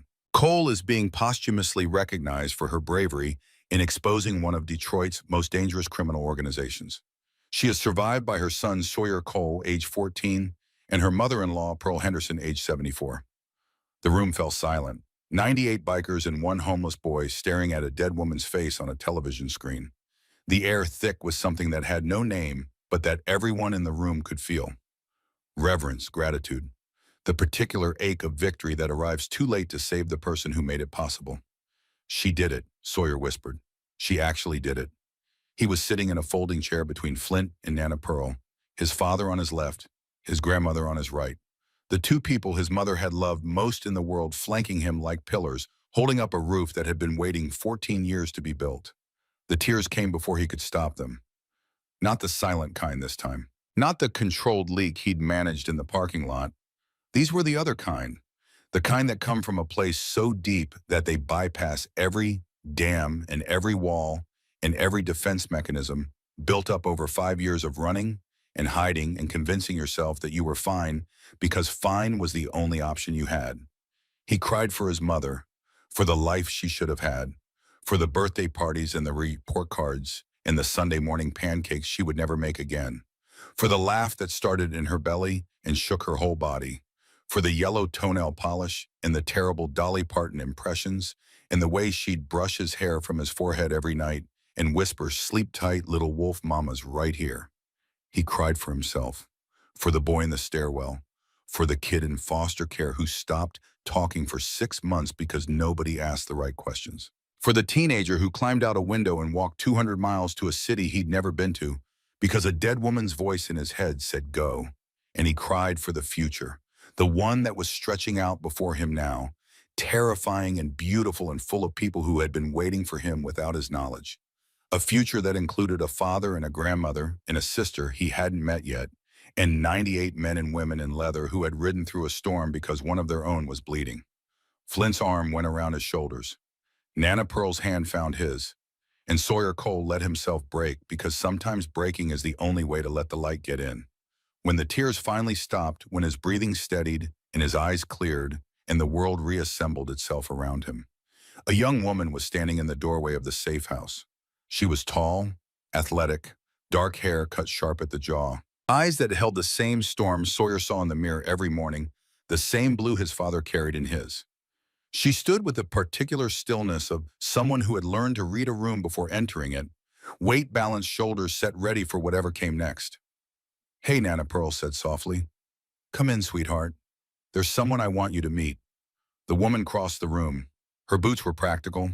Her jacket was leather but worn soft, not the stiff new kind the Ravens wore. A messenger bag hung across her chest, the kind lawyers carry when they want to look approachable instead of intimidating. She stopped in front of Sawyer. "So you're the one who dragged our grandmother out of a bar fight on a Tuesday night?" Sawyer blinked. "Our grandmother Shelby." She extended her hand. "Your sister." "Well, half-sister. Same father, different mothers. He's got a type, apparently." She glanced at Flint, who had the particular expression of a man caught between pride and embarrassment. "I grew up in California. My mother told me my father was dead. Wasn't until she passed 3 years ago that I found letters she'd written but never sent. Letters about a biker in Detroit named Flint who didn't know I existed. You came looking. I came looking." She studied his face with the same intensity Nana Pearl had. Same chin, same stubborn jaw. "She's right, you know. You look just like him." "Great. Another thing to blame him for." Shelby laughed. A real laugh, open and warm and startled out of her by a brother she'd known for 30 seconds. Same chin, same stubborn jaw. "I would have liked having you around growing up." She squeezed his hand. "I passed the bar 2 years ago. Came back to Detroit to do something meaningful. Found a family instead. And now it's bigger by one." The welcome at the clubhouse lasted until midnight. Sawyer met more people in 12 hours than he'd spoken to in 3 months on the streets. Bikers and their families. Kids his age who treated him with the cautious reverence reserved for someone who had done something legendary. Old-timers who'd known his mother and who told stories about her with voices that cracked and eyes that shone. "She made the best biscuits in the state of Michigan," one of them said. "Don't let anyone tell you different. Nana Pearl's a fine cook, but Darla's biscuits were something else. Flaky on the outside, warm in the middle, just like her." Sawyer listened to every story, filed them away in the empty spaces where his memories of her had grown thin and frayed from years of being the only one who carried them. Now other people were carrying them too. His mother existed in dozens of minds and hearts across this room. She wasn't just his anymore. She belonged to a community that had loved her and lost her and never stopped missing her. Nana Pearl presided over it all from a corner of the main room wheelchair, positioned where she could see everything and everyone. She looked exhausted. The day had taken its toll. The pain and the planning and the confrontation in the parking lot draining reserves she couldn't afford to lose. But she wouldn't leave, wouldn't rest.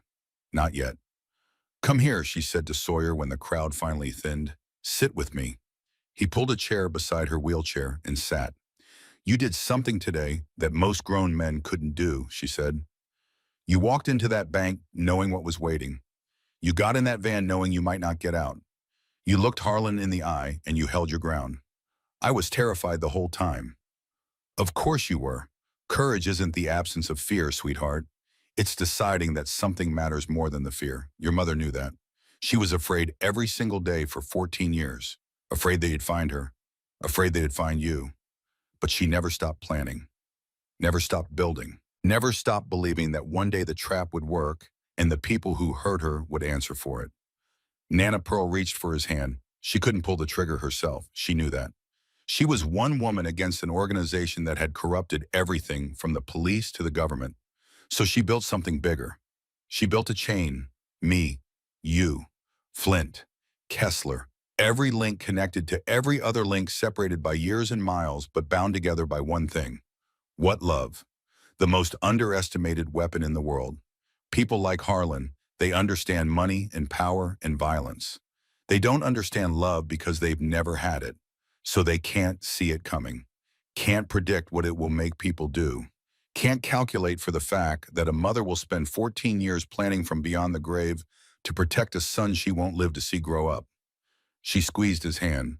"That's what Darla did. She loved you so hard that her love survived her death and kept working, kept building, kept protecting. Right up until this morning when everything she built came together in a parking lot and brought down an empire." Sawyer's throat was tight, but this time the tightness didn't feel like grief. It felt like something else, something warmer, something that filled the empty spaces instead of hollowing them out. "Thank you," he said, "for keeping the promise, for 12 years of waiting, for today." Nana Pearl grabbed his face with both hands, pulled him close and pressed a kiss to his forehead. "You don't thank family, boy. You show up for them." 3 weeks later, Sawyer stood before the full membership of the Iron Wolves MC. 98 men and women assembled in the main hall of the clubhouse, seated at long tables standing against walls, filling every available space until the room hummed with their collective presence. He wore a new leather vest, clean, unpatched. The vest of a prospect, someone who had been accepted into the family but hadn't yet earned the full colors. That would come with time, with years of proving himself, with the slow accumulation of trust in service and shared sacrifice that turned strangers into brothers. But today was the first step. Nana Pearl wheeled herself to the front of the room. Not Flint. Flint stood to the side, arms folded, eyes bright. This was Nana Pearl's moment. It had always been her moment. She held up a patch. Small, simple, the wolf's head with angel wings. The same design etched into Sawyer's locket. The same design his mother had worn on her own vest 20 years ago. This patch belonged to your mother, she said. Her voice carried across the silent room without effort. She gave it to Flint the night she left. Told him to keep it until you were ready. She looked at Sawyer with eyes that held 14 years of waiting and 12 years of keeping secrets. And one night of taking a bullet, and a lifetime of loving people hard enough to build bridges across the spaces where death had tried to separate them. Babe, I've waited for this moment for 14 years. Your mama waited too. She waited from wherever she is, and today we're done waiting. She pinned the patch to his vest. Her hands were steady. Her eyes were not. The room erupted, boots stomping on wooden floors, fists pounding tables, voices rising in a single word that bounced off the walls and the ceiling and carried out through the open doors into the Detroit night. Family, family, family. Sawyer looked out at the faces, Nana Pearl beaming through her tears. Flint standing tall with his arms uncrossed, now clapping with hands that could crush but chose to build. Shelby, his sister of 3 weeks, whistling through her fingers with the unself-conscious volume of someone who had found her people and wasn't afraid to be loud about it. And beyond them, behind them, around them, the Iron Wolves. His mother's family, his father's family, his family now. That night, Sawyer stood outside the clubhouse, face tilted toward the sky. The rain had been gone for days, the clouds had cleared, and for the first time in as long as he could remember, the stars were visible above Detroit, faint against the city glow. But there, persistent, refusing to be drowned out by all the light below. His mother had loved stars. She'd taught him the constellations from fire escapes and apartment windows, pointing them out with a finger that traced invisible lines between ancient points of light. That one's Orion, the hunter. He spent his whole life chasing things he couldn't catch, but he never stopped trying. That's the point, baby. You keep going. Even when it seems impossible, you keep going. Footsteps behind him, leather creaking. Talking to her, Sawyer didn't turn around. Yeah. Flint came to stand beside him, both of them looking up. Father and son separated for 14 years, reunited by a bullet and a grandmother and a dead woman's love, standing shoulder to shoulder under a sky full of stars they could finally see. I do it too, Flint said, every night. Sometimes I swear I can hear her answer. What does she say? Different things, depends on the night. He was quiet for a moment. Tonight I think she'd say she's proud of you, proud of both of us. Proud of her mom for finishing what she started. Sawyer let that settle into him. Let it find the places where the emptiness had lived for 5 years and fill them not all the way, maybe not ever all the way, but enough. Enough to stand on, enough to build from. The clubhouse door opened behind them. Light and warmth and the sound of people spilled out into the dark. Are you two done having your moment? Nana Pearl's voice carried across the night with the particular authority of a woman who had survived a gunshot, masterminded a federal sting operation, and still had enough energy to manage the emotional lives of everyone around her. Because there's still cake inside, and I will not let good food go to waste in my house. Flint laughed. It was a real laugh, full and deep, and carrying the particular resonance of a man who had found something he'd stopped believing he would ever find. Coming, Ma. He started toward the door, paused, looked back at Sawyer. You coming, son? Sawyer took one last look at the sky, at Orion still hunting, still chasing, still refusing to give up after 1,000 centuries of pursuit. At the stars his mother had loved, and the night she'd taught him to read like a map, pointing towards something worth finding. Then he turned and walked toward the light. toward the warmth, toward the sound of family gathering around a table with cake and coffee and stories that would be told and retold for years to come. Yeah, Dad, I'm coming.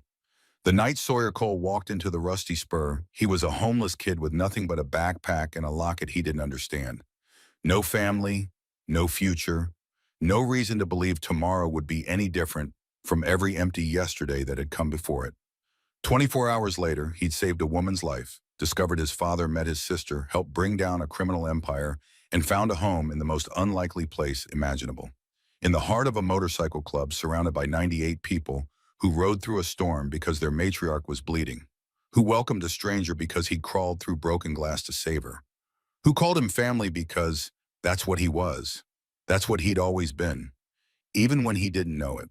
And at the center of it all, in a wheelchair with a map on her lap and a dead woman's letters in her heart, sat Nana Pearl, 74 years old, 5'2", 100 pounds soaking wet, the most dangerous person in the room. Not because of the gun she'd fired, or the orders she'd given, or the empire she'd helped destroy, but because she loved fiercely enough to wait 12 years without wavering, patient enough to hold a secret that burned, strong enough to let a dead woman's plan unfold on its own timeline, and wise enough to know that the most powerful force in the world isn't violence, or money, or fear. It's a grandmother who made a promise and kept it.